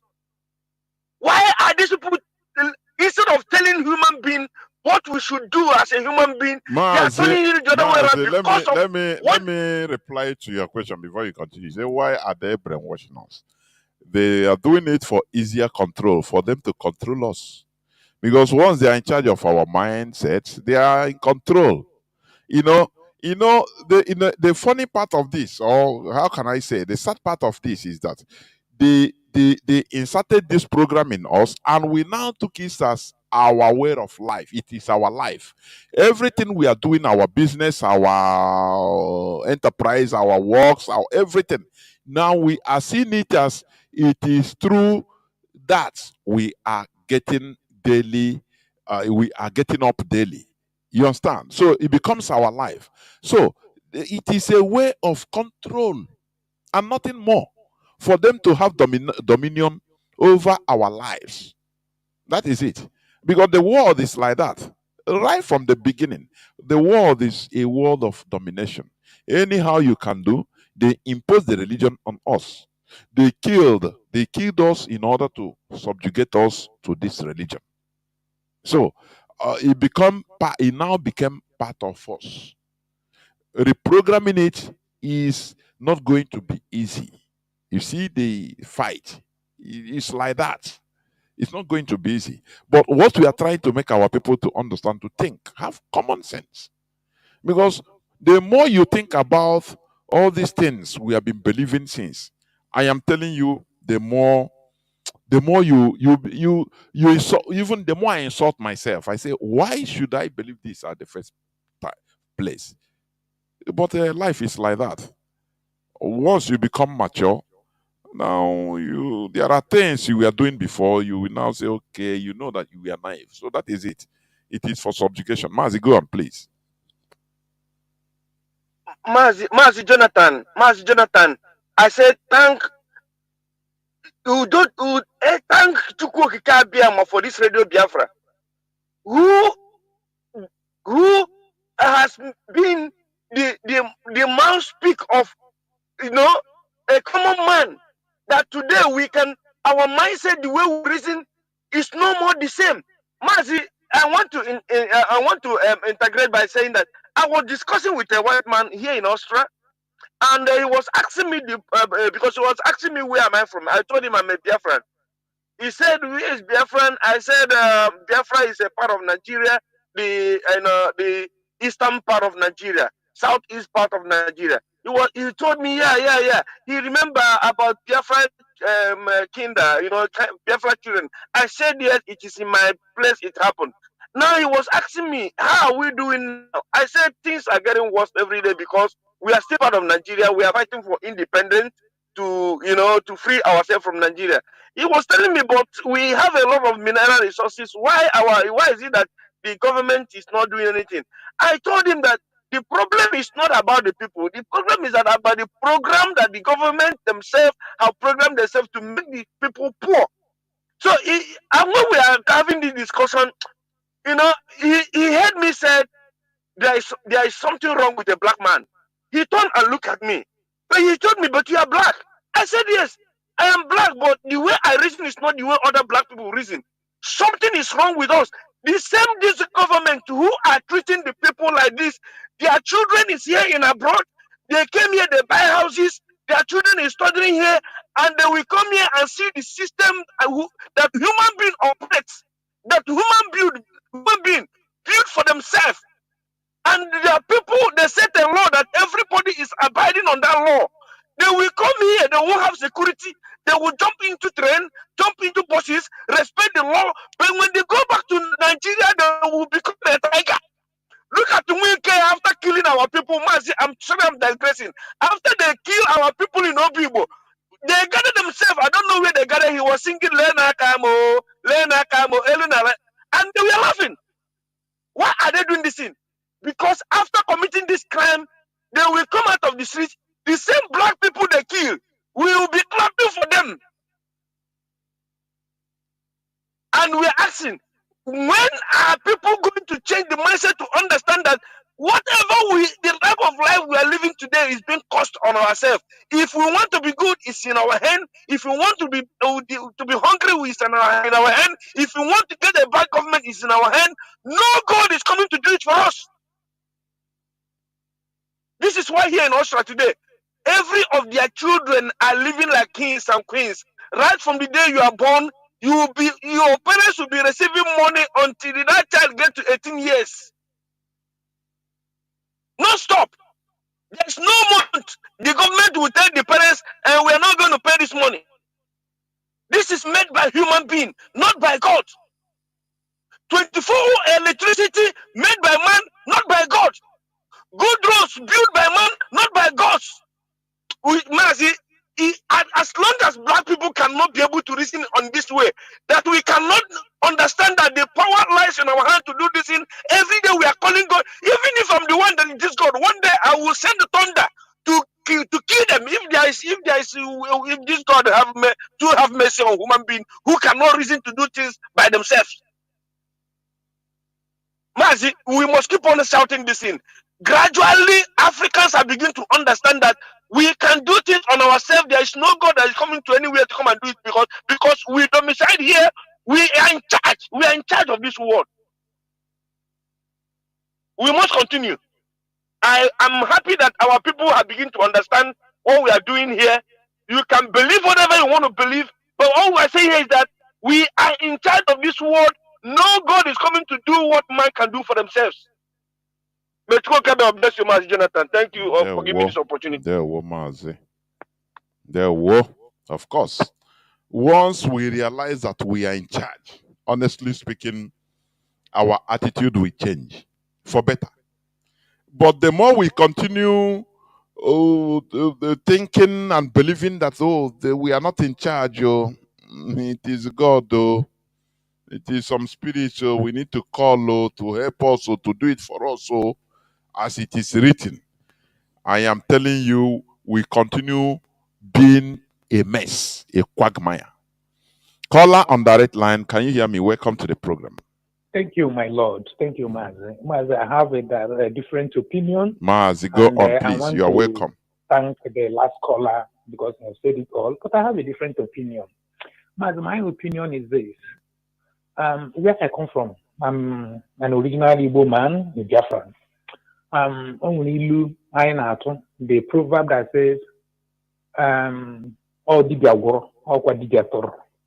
so, we accuse the native doctors of, doing something and at the same time being the one to unturn it. So my point is this. On the issue of the people that programmed our brain, IPOB, I want you to just pay attention 1 second. I will not take more time so that you will understand where I'm coming from. So IPOB understood something from the people that programmed our brain. IPOB understood the tactics, the system that they used, and that's why they are teaching us. So if we also use these tactics that they use to program our brain, we can as well unturn what they have done on us. Now, where am I landing to? We have condemned Christianity. It is fraudulent, but there are so many things in Christianity that they use to succeed. And the IPOB family members have failed to use that system that these people use to program our brain, to turn our brain too. Let me tell you how. Faith without work is in vain. It is a Christian quote. Our IPOB family members need to stand up and do this work. Many of us are not doing this work. When I say this, somebody says time of evangelism has gone. It's not true. Because the people that programmed our mind, they said, how many times will your brother offend you? They say 70 times 70. You see their system, you see the way they programmed us, 70 times 70. So if you put it in your brain as an IPOB member, to know that time of evangelism has not gone because it has not gotten up to 70 times 70. Understand my point? Now, the people that programmed our brain also told us that faith without work is in vain. If IPOB member understand in his brain that if I do not do a work, that the message of IPOB will not go deep in our people. You see the work? So how will you do the work? You continue on daily evangelism. But when you say it, you see another member coming to counter that to say, leave that and time of evangelism has gone. Has it reached up to 70 times 70? Because it is this procedure of 70 times 70 that the programming came. You have to use that system also to dismantle it. Let me give you an instance. I traveled from Aba to Abakaleke. I boarded with Peace Mass Transport. So inside the vehicle, a preacher came in and I stopped him. immediately. I told him to stop telling our people lies. Stop telling our people that there is Father Abraham and Father Moses. When in this world will you tell your people about your own father and your own grandfather? Do you want to tell me that all the days of your life, never for one day will you tell us about our journey to Abakaliki, how your own father and great grandfathers lived in this world? You keep telling us about Father Abraham. Mazi, do you know that everybody in that vehicle, in that 18-seater bus, were against me? Up to the extent that they stopped me in Omwai. I have to come down from that vehicle. Nobody, not even one person could buy my idea that these people brainwashed us. I boarded another vehicle in Omwai to Abakaliki. I refused to talk. When I get to Abakaliki, I finished what I was doing in Abakaliki. I boarded another one to Enugu. Another person came with this message. I stopped him. Everybody in that vehicle, it was only one lady that supported me. Only one. I encouraged her. I paid her transport. I supported her. I collected her contact. And from today, I've been reaching out with her. She never even knew I live in diaspora. You see the work. This is the work I want IPUB members to go into. Every day, make sure you will convert a soul and make a continuous follow-up with this soul that you have converted. That is faith without work. No matter how much we talk here, without a one-on-one evangelism, if I say it, you will see 100 IPOB members to counter it. You cannot counter it because this thing, this programming, you see, after listening to you this night, God knows how emotional I have been. I've been so sorry for myself because I have not done up to the expectation IPOB that has its own mind required from me. Imagine how many people that are listening to you today went out for evangelism and get one soul in the righteousness of IPOB teaching into this program. What do you think will happen? Do you know how disappointed you will be that a member, if you don't even take time, a leader, that his wife is not an IPOB member? At some point in life, my own wife was calling me Onye Biafra. Now, why in Eben Nazwa, if people look for me and they want to describe me, Biafra. Have you asked yourself who is saying that? The person is an Igbo man. He says, so a Biafran. Calling me, describing me as Biafra. Do you see that? Where is the work? So my counter program to this teaching today is on the IPOB family members. Go out for evangelism. Get a soul. Revive the soul. Follow up with the soul. Form a house with that soul.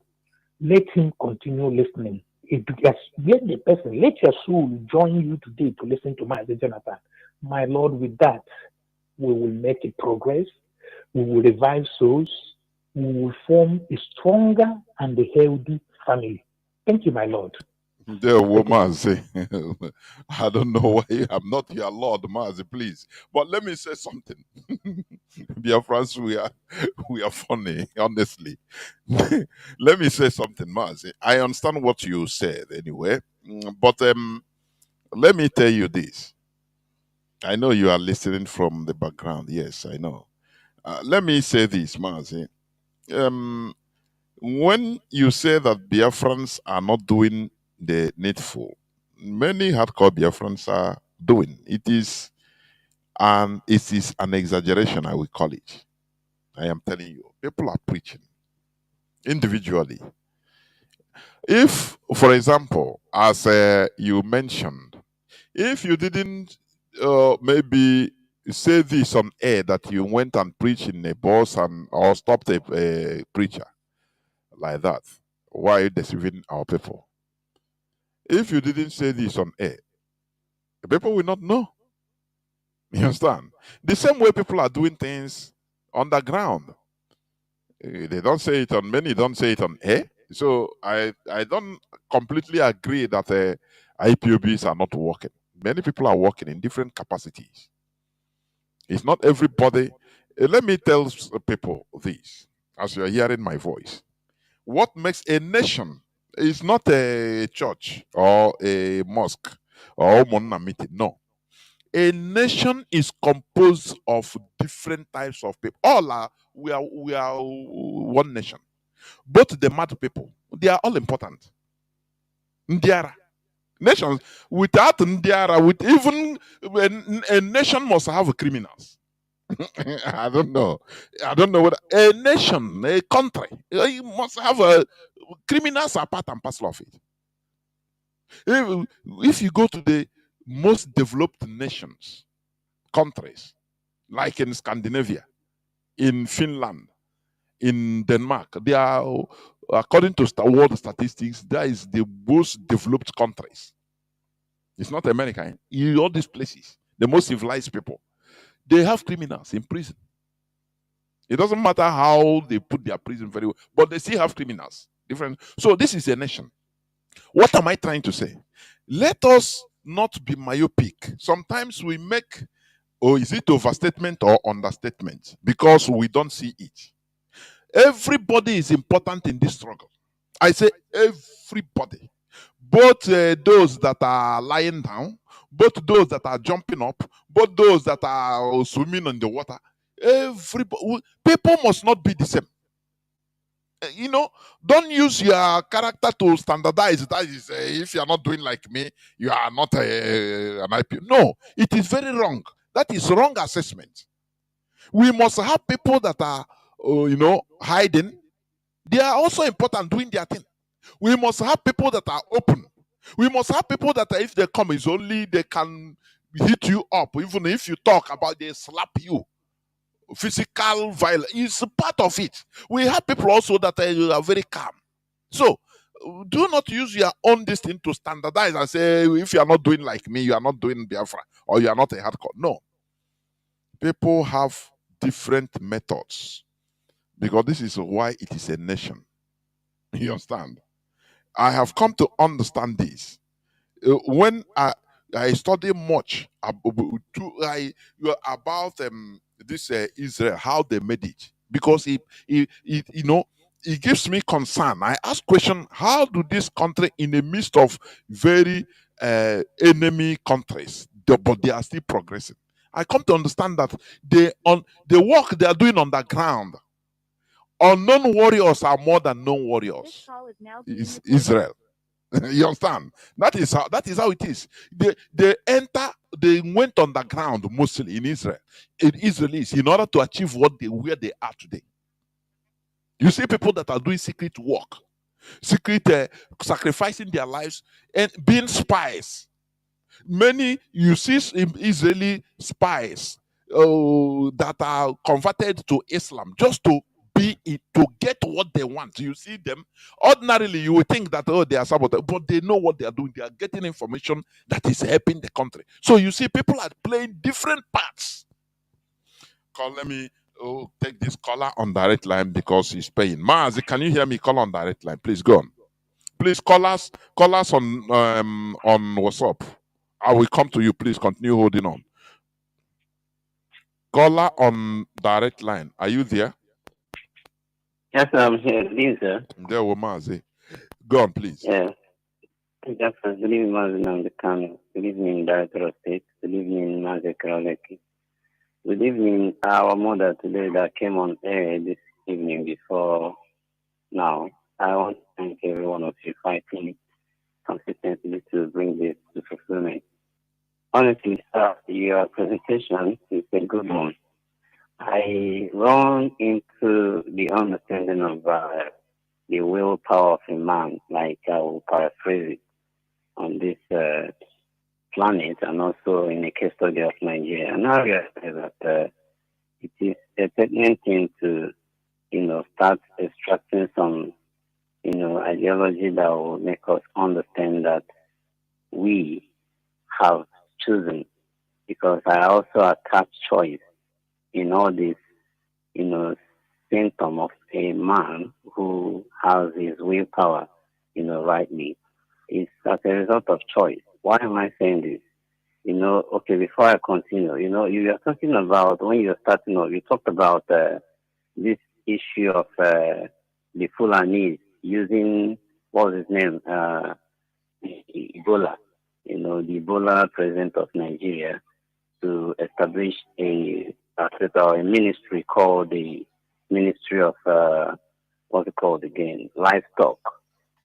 So while you were saying that, I was not asking myself. I said, is it not this reason that recently, 3 hours ago, that the so-called senators from the southeast now say they want to clamor for the release of Nnamdi?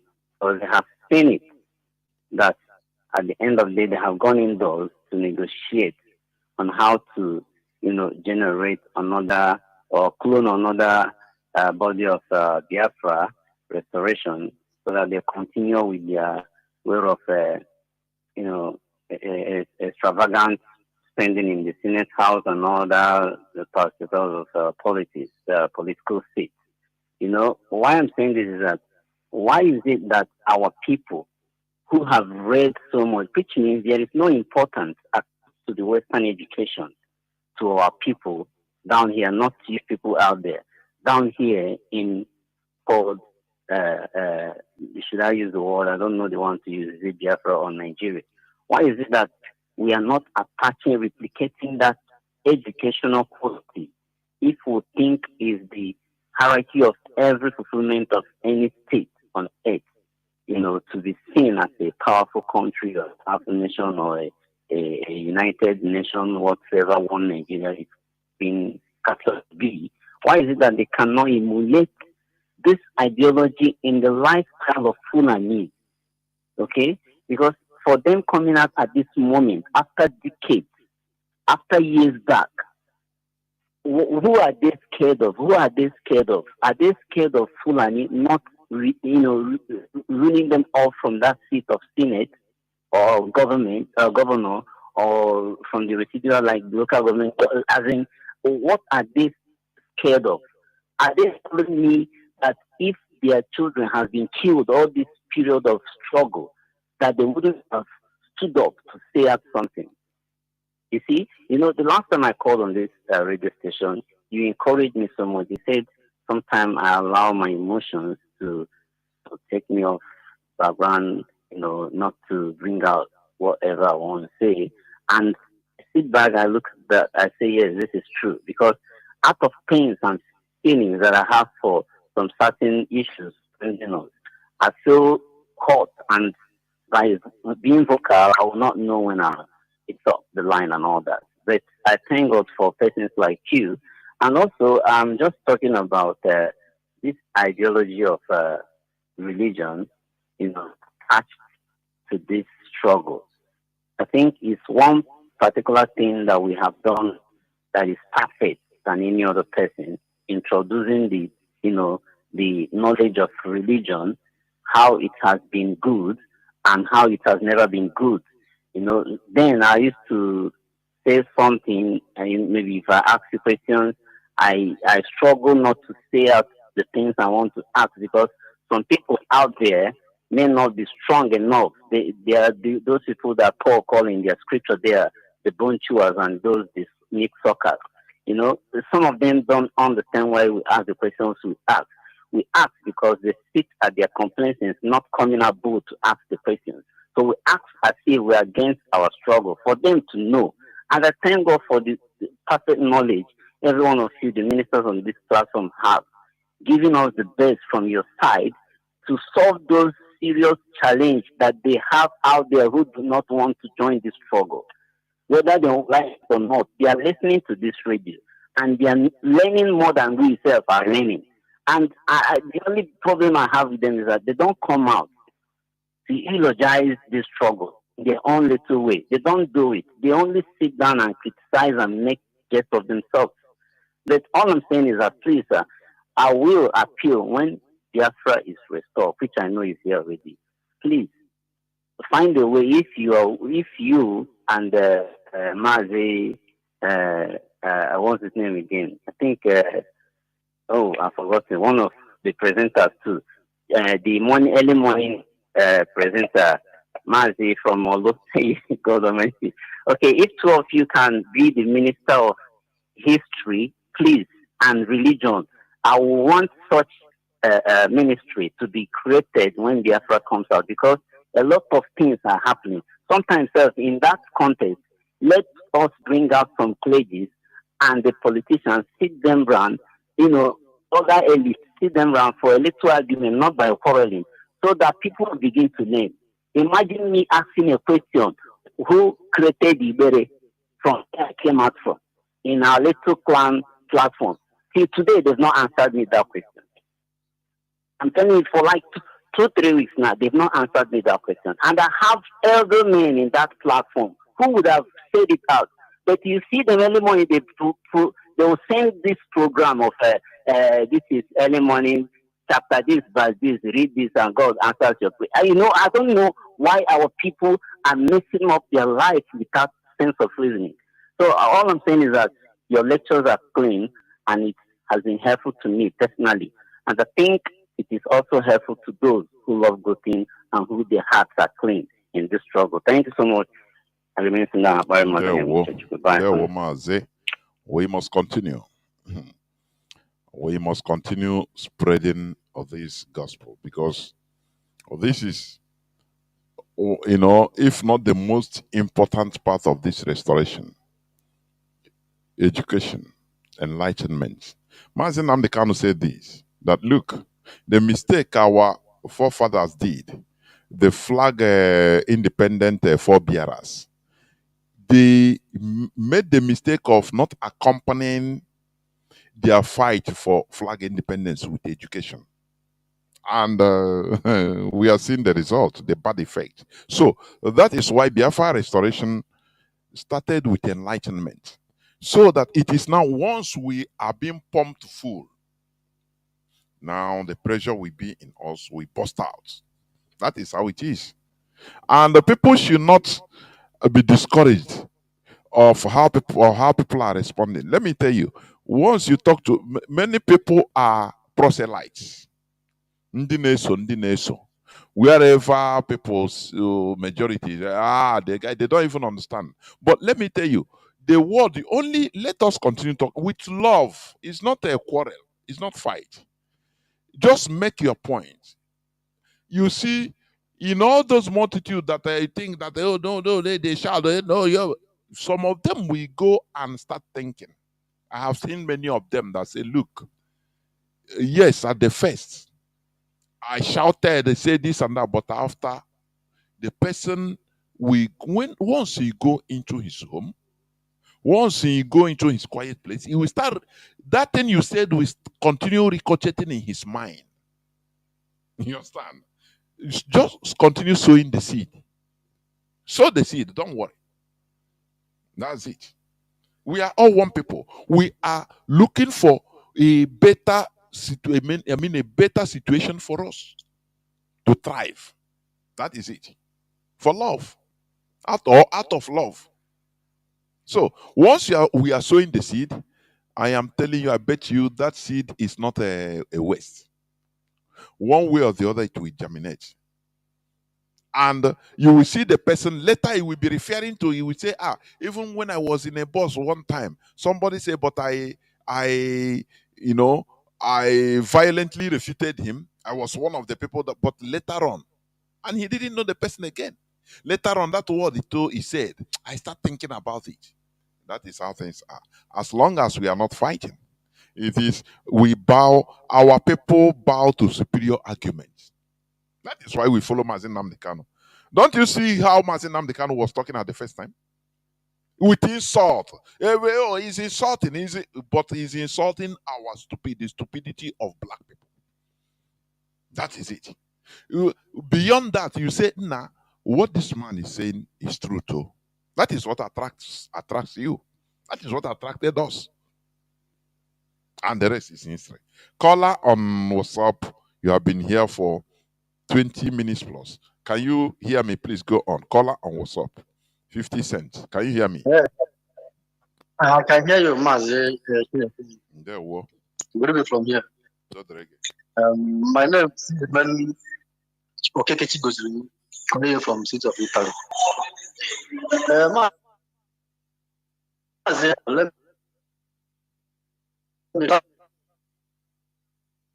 what I counted yesterday on TikTok. All these our brothers who have channeled their way of bamboozling our people's brain on TikTok, telling them how powerful their God is. Yesterday, I always counter them. Yesterday, I counter one. And I was telling him, why are you deceiving our people? Why are you doing this? He called someone out and tell him that God will do this, that God will do that. As he was saying that, as time may have it now, his battle will become low. And he told them, wait, that his battery is low, that he need to go and charge. I said, I begin to mock him.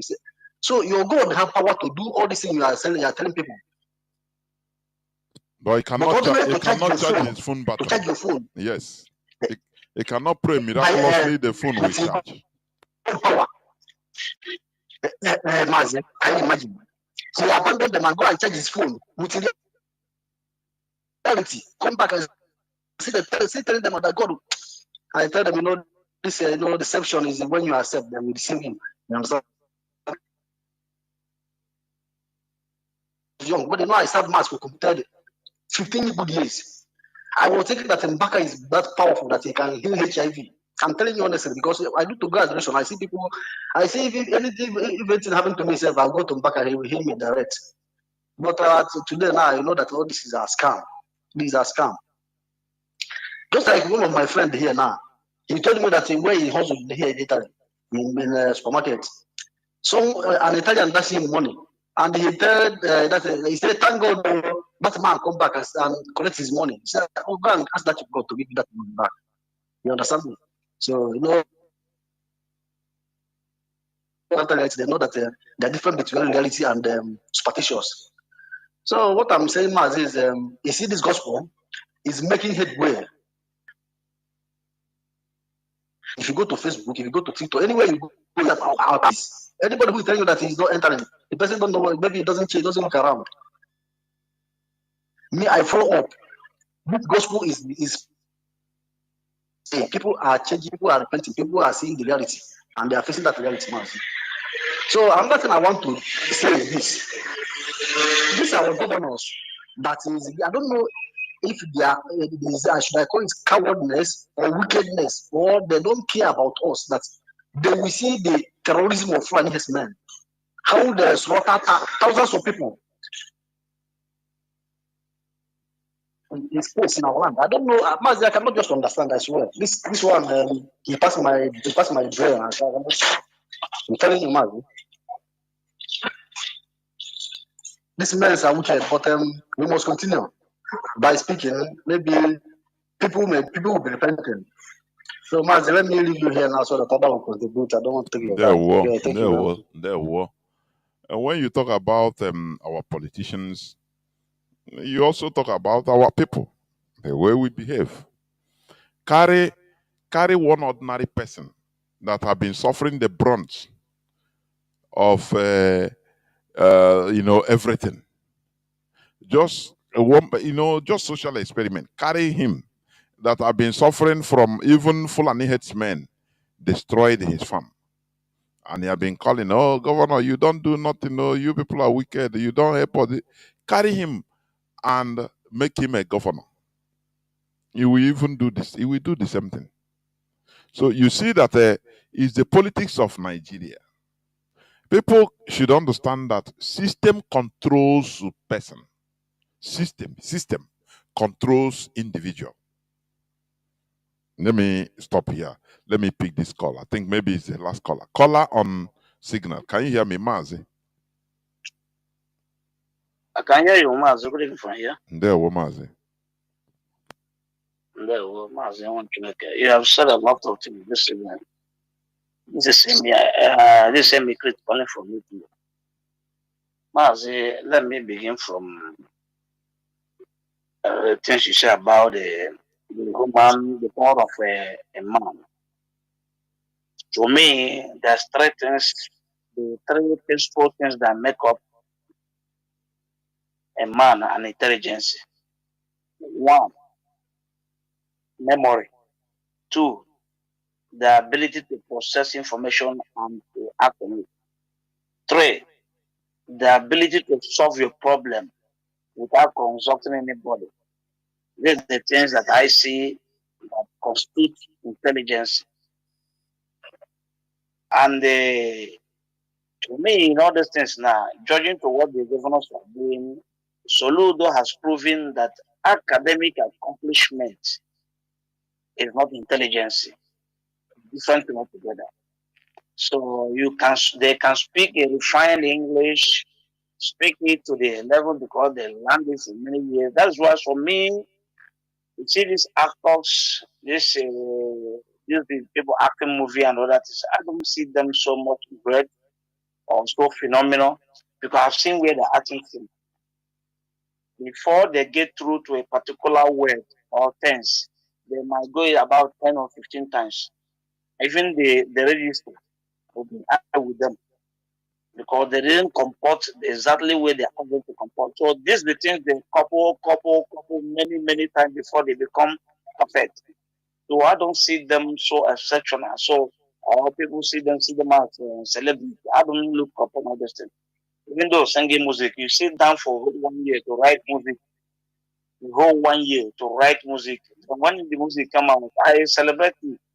It's sweet, okay. But it's not that the music, he composed it immediately and sang it. It took me over 1 year before he bring out a table, a music that people will like. Sometimes it fails. So this depends. Our people in government have failed our people. And even we, the people, has also failed on our own side. And our failure, what constitutes our failure is the environment we are living. Because there's a word I used to saw this time. But the environment where you live can determine the way you reason or the way you do things. The state of Nigeria has created a bad environment that make people doesn't reason, they act like, behave like animals, and do whatever they want. I'm tired of the situation of Nigeria. So the environment has caused a lot of damages. You know what some people used to say in Africa then, when they said God will send the Israelites to go and keep people there and take the land, the promised land. In this Western world, if you eventually tell somebody that God told them to go and keep people and take the land, they tell you that God is not a good God. I'm a personal experience. I have told them when when I believe in all these ones, I said I support them. This is what they do. And they say no. One lady tell me that you don't know what you're talking about. That God doesn't want to be worshipped. But if he create other people and they say go and kill other people and take their land, that means he doesn't want to be worshipped. But this is what we believe, and we pray it. And God of Israel, he wants to kill people. He tell them to go and kill all these people. If you say Russia are killing people today, you condemn Russia. Not the same thing. Do you know what God told them? That is why sometimes I counter those. Even this our brother said he counter people in the box. It had been a long time I counter people in the box. Even those days in Nigeria when they're trying to preach things. If I look at it, I'm not a church somebody, but I'm a very nice person for my life since I was born. I don't go to all these. I don't frequent their churches, but it doesn't make me a bad person. So these are the things. When you meet our people preaching about all this church religion and other things, sometimes you see them somehow misbehaving themselves. Let me digress from this particular issue of church and other things. There's one thing you said, Mazi, and I concur with you with that. You said about the Funani playing their politics. To me, Funani is playing the world stage politics perfectly. They're playing it perfectly. That's what we see Funani doing is what international community are doing in Africa. Let me give you an example. Before they killed Saddam Hussein, who was the UN Secretary General? It was Kofi Annan, an African man. And they use him to vote in so that America will go to Iraq and kill Saddam Hussein. The same thing happened. Do you think that Obama was the most intelligent black person in the politics of America? For me, no. But they see that is the person that can be used to destroy Gaddafi, a long time project. plan And to destroy Gaddafi Gaddafi. loved this man. Gaddafi loved Obama like his child. Honestly, You couldn't even allow me to put that point, because that's the point I'm trying to make now. Because they find out that Gaddafi loved this man, and now they use him to go to Libya and destroy the project of Gaddafi has for the African people. If you know what Europeans do is that when they came to a community, even one that's why I don't blame our ancestors some certain mistake they make about religion and they accepting the white people, because they kill the prominent people and destroy it, go to the archive where we have every information concerning about and destroy them. That is what they do. When you destroy the key planner of a thing, or sometimes if that planner have not even expanded to elaborate it to other his fellow members, you have destroyed the plan. That is exactly what they did to Gaddafi. When Gaddafi was alive, during December time, people pay 250 euro to go to Africa. It's what we don't even plan for flight now. And they complain, your flight is very old one. Gaddafi is okay, old one. He bought about 100 flights, new one, new brown one, and push away the old one. They talk about the tax. Are you sure going to pay? He paid them 3 years in advance. This is things, a plan, trying to open African bank, make sure that Africa doesn't borrow money outside. These are the things. But what my question is that I'm still asking those in politics. What bank, International Monetary Fund, who give the money that they borrow to people? They go and print money paper, ordinary paper. If you bring old naira now, it is ordinary paper now. The same thing, a very strong paper. They print money and borrow to you. You are still paying debts. What you don't know on yearly basis. They are using that my dear ordinary brother, paper to destroy countries, Mazi. Ordinary paper they are printing, they are using it to destroy countries. Make people more poor. There's nothing inside. Ordinary paper, there's nothing inside. Only that they make authority upon it. Who stamp. That's the only thing. It's ordinary paper. They go and print it and give it to you and then give you condition and destroy you. That's what they're doing in Africa. It is a time when these governors will understand that all these our leaders will understand that what these people are doing. That's why sometimes I see someone like Tinubu and others. The day I had Tinubu said that they are talking about climate change. Have they give us money for that climate? That day I cancel this man as a human being. I said this man is not a human being, but it doesn't have common sense. So they are demanding for money for climate change. Now they will give them the money and give them condition of that climate change. So that is what they are doing in Africa. So what Fulani is doing in Nigeria is exactly the politics of the international community. That's what they do when they want to destroy somebody. They will use your own person to destroy you, and they make sure that your own person is there. And now they act upon what they want. Just like we are here, and I'm living in Italy for a very long time. Maybe tomorrow I decide to go into their politics as a citizen or whatever. Then tomorrow they can put me maybe senator. If I become a senator, it doesn't mean that I can change the law of that land. I work upon that law being established with them. So that is where I would dwell to do everything I want to do. When I'm trying to go contrary by the law and the rules, they will not take me out. So that's why I never say like Kunji Weal. All this our politics, all this one you learned last time you said that I remember the time we used to call our people in a high political platform. Why can't they come out and support what we are doing? Those people have nothing to offer because they are working on the timeline and the template given by the white people. That's all, a lot of things. They are working on that template. You see, to destroy the World Trade Organization. Ngozi will be there now. We're pushing to put some certain things, and then they will integrate things that will affect where he came from. Unknowingly, I don't know whether they sit down and listen all these things, because anytime a white man say good morning to me, I listen very carefully to understand him before I say a reply, because I know they have we do not. If you just come here and study and go back to do politics, you have not been in the Western world. Unless you live here with them, even live in a rural area, to be able to get their grassroots of character, you could not see them. You see them laugh with you and give you something he reject to eat. Something he reject to eat, he will give it to you. But he's loving to you, but that thing he want to eat, he will give it to eat. Just to poison you. He sees food, maybe something has expired or something that is not a good condition. You don't want to eat it again.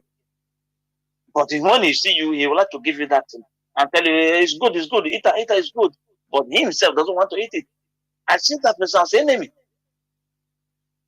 So Mazi, Fulani are playing the same politics. So we are not surprised, but it is our responsibilities, our duty to understand, to process all this information we are getting here and make sure that we follow up. And what makes me to be angry sometimes is those in Biafra land, 70% of them are following, even 80% or 90% are following what we are doing, are listening to what we are doing. But there are few of them in Europe here, even the Western world here. Despite being the Western world, they don't want to understand the game or what the politics is all about. They only live their life like that. They don't even care. That's what annoys me sometimes when I hear them. So, Mazi, we have to be working. Even trying to thank our brother who said that he stopped somebody in the bus. Continue what we are doing. Even that word you uttered there that day, you said that there, somebody has picked some certain things. Tomorrow it might be good thing. Before you look around, he will hear it another place again. He will run to his mind and say, I had this one man say something this inside bus. He will now begin to think about it. One day you will see that you converted somebody on that particular day, but you don't know. Thank you very much, Mazi. Good evening from here. Well, there were Mazi. That's it. That's why when people are talking about Peter Obi being president, I laugh. I say, why is our people so still ignorant? Many of our people. How can Peter Obi come and change positively? They will use him in order to deal with us, and you will be using sentiment now. Is our brother.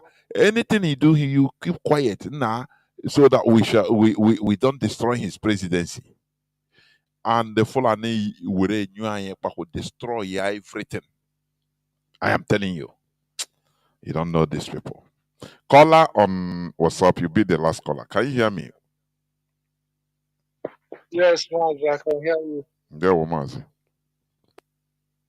Mazi will be calling from Oka. Uluchama. Mazi, I want to ask this question. You know, I should not be misunderstood though.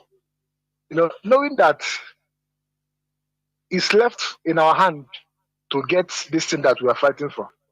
My question is now, why do we keep, doing all these religious activities, even in this Biafra struggle?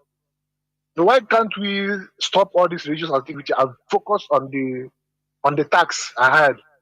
Like all these, maybe we do 7 days singing and praising and all this fasting and all this thing. Why can't we stop all these things so that our people will still sit up and do the needful? Although the question is for the leadership, not for you anyway. Then but let me say something here. Let me say something to the question you asked, Mazi. Let me tell you this. Okay. Biafrans, we are not authoritarian. If you use maybe authoritarian system in order to deal with Biafrans, it may be. We are a people that believes in conviction. That's why we input much on talking to our people. Our people have conscience. They see the truth. They know the truth when they see it. If you come and say, oh yeah, I order everything, no, it's not done like that. Biafra is a place whereby everybody, but there must be an overriding skeletal value that will be in control. You understand? True, that is because every country have their basic solid value system under which the system at least is built. Dubai is a Muslim country. It's an emirate. Emirates, United Arab Emirates. But they have churches there. They have Hindus there. They don't say, no, don't do this, don't believe or don't go your church. No. People go to church and clap and sing. People go to church, not only in Dubai, but it's an emirate. It's a Muslim country. But there is a limit, a limitation that they will put on you. There is a things they will say, they will remind you politely that, look, it doesn't matter, but here is a Muslim country. You understand? Because it is being built basically on the skeletal system of Islam. That is their basic value, core value, number one. But they allow others to thrive. That is how things are. So you cannot expect IPOB or they say, oh yeah, give command. Oh yeah, no. It doesn't work like that, Mazi.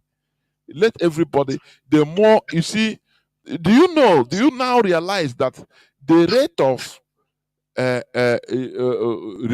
religiosity from the beginning, it has reduced. Have you realized that?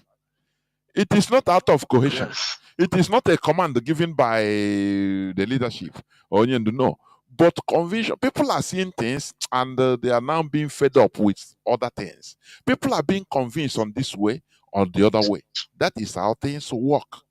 But our focus is Biafra. But according to Mazi Nnamdi Kanu, Biafra will be found, will be built on reality, not superstition. Because with the superstition, which means we'll be worse than Nigeria even. We'll be worse than Nigeria. Something will happen to somebody. Somebody will die of sickness, or one type of sickness or the other. Another person, hey, they have killed him. Hey, they killed him in the spirit.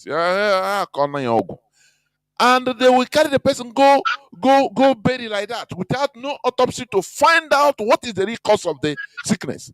And the sickness will kill another person. Do you see where superstition is evil? Do you see why it is evil? It is detrimental to, or to our existence. It's ignorance personified, the superstition. You conclude without even making any effort to understand the what. You have concluded. Hey, Abwanaya Chere.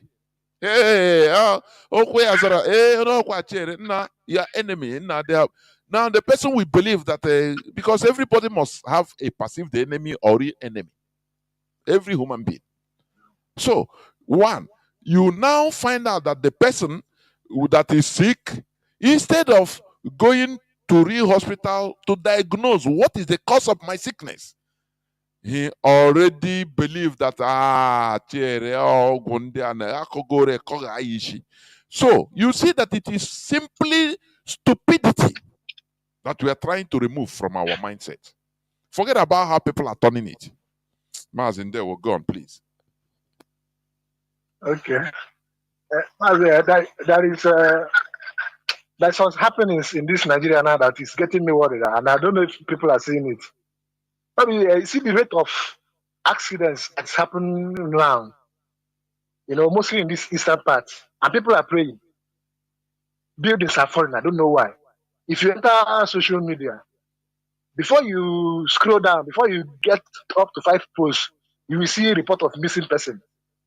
And people are not even. I don't know if people are noticing it. So this thing is giving me worried. I don't know what is going on.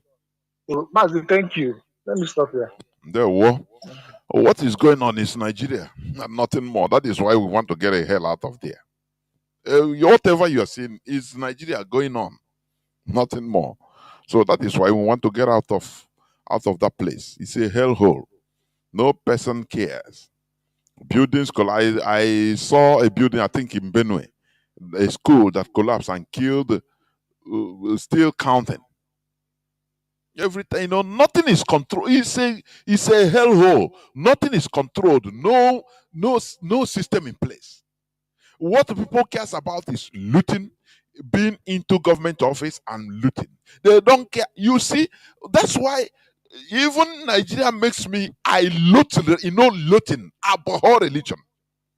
Because the way Nigerians are religious, things is supposed to be a paradise on earth. But you see, it's a hellhole, complete hellhole. Lack of law and order. No application of law and order. Nothing. Everybody behaves as long as you have long leg. As you have an innocent person can be picked today because he has nobody. He will become tomorrow. He'll be labeled an armed robber. He will be killed for nothing. Your life is nothing, not secure.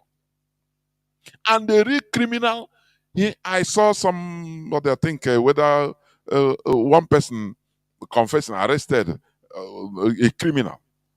That his godfather is a politician from Oyo. No, is it Oyo State? Yes. That gave him 30 rifles. It's only in Nigeria you hear about political thugs. They don't call them criminals. They can kill. They have godfather. So, you see things that doesn't happen in any other place in this world is taking place in Nigeria. And I wonder what Britain created there. What? No law and order. That is why, the place is just ripe for human organ traffic, organ harvesting. And the Brigade and the West, they are already, making it official. Because they are in charge of the system. We need to get out of this system. If I said it the other day. If Nigeria continues to exist until maybe another 50, 100 years, Nigerians will depart from normal Homo sapiens sapiens. They will now evolve into another type of being. I am telling you. With the way things are going, because Nigerians are not normal. The worst part of it is they don't know it.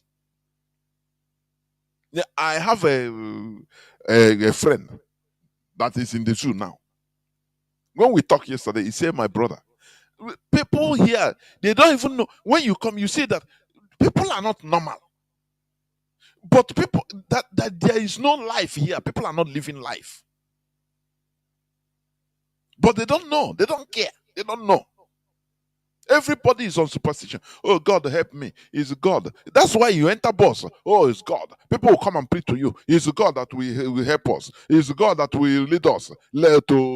Where does this thing happen? God. Everywhere, God. More people are criminals. Everybody is a criminal as long as you're Nigerian. Everybody. Because it's the system. It's not about your private character. Your private character is being shaped and controlled by the system. You might not know. So that criminal, you are a criminal as long as you are in Nigeria, as long as Nigeria is concerned. It's the system. That is why we need to build a viable system where we shall see criminality as criminality. There will be law and order. If anybody goes against the law, he will be sanctioned. And the people, you don't wait for evil to touch you before you react. Once any offense against somebody, violent against one person, should be violent against everybody. But in Nigeria, it's not so. It's not so. There is one person, one news headline, the former minister of power. What is his name? He collapsed in the court. How many billions they are trying for? Is it 100 and something billion or naira? And he collapsed. And they have given him bail. Is it 10 billion naira bail? Nigeria is an abode for criminals. I think one time American Secretary of State, Colin Powell, during Obasanjo regime, he said it. But after people started that, Nigeria started attacking, say, why should he say? He said, once you see a Nigerian, you see it in his face, say, criminality. It's the system. It's not about you as an individual. It's the system. It's the system you are in. System where you come from. That is what shapes you. That is what makes you who you are. But as you're in Nigeria, they don't even observe it. So it is high time for us to understand that we can make a change. We are human beings. Change is in our hand, though. We don't need to look for one supreme God to do it for us. It's impossible.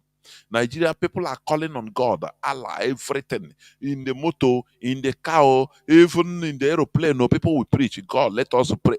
Does it change anything? I ask. These are questions you need to ask yourself. Does it change anything for good? The answer is no. People as criminals are still criminals. People are still, high, high criminally minded and criminals. Unrepented criminals. Looters. So let us understand the power of man. Because man is in charge of this planet Earth. Man is in charge. Nothing else. So let us be a player, or let us be part of the players in this world, not observers, those that are waiting for one supreme God to come and take care. No, he cannot. There is no, this is our world.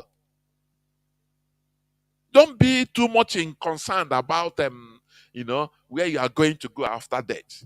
You don't have control over it. You don't know. I don't know.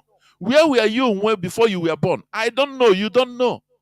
Billions of years this world have been, and you were, before you were born. Where were you? You don't know.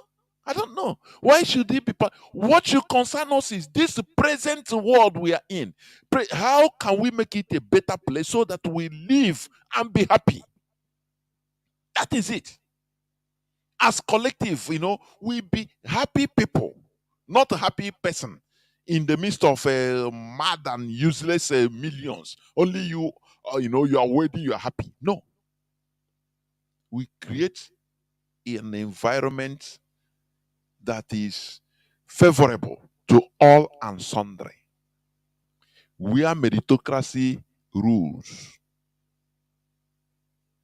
Are you hearing me? Where meritocracy rules, merit rule. Once you merit it, you get the job. You get it. That is why you are running away to abroad, because that is where there is meritocracy. You go, anything you can do, you do it. They don't check you are Igbo man or you are black. No, you do it because you are they see you as you merit that place and you take it. That is meritocracy.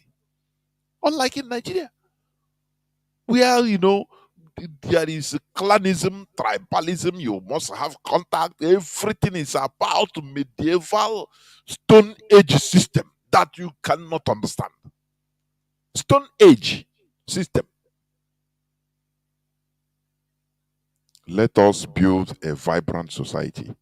And the building it is now. That is the Biafra we are trying to restore. Biafra that is built on reason, common sense, critical thinking. Not about superstition. Not about, believe. You are believe, and my belief is different. And, you are acrimony. We shouldn't be acrimonious, because we are children of one family. IPOB is one family. Thank you for listening. Biafra remains our religion. Biafra remains who we are. Biafra is everything. Biafra, we must continue in everything we are doing. We must continue because Biafra is our ultimate goal. From me, Mazi Jonathan Chinedu, from here, it is simply good evening.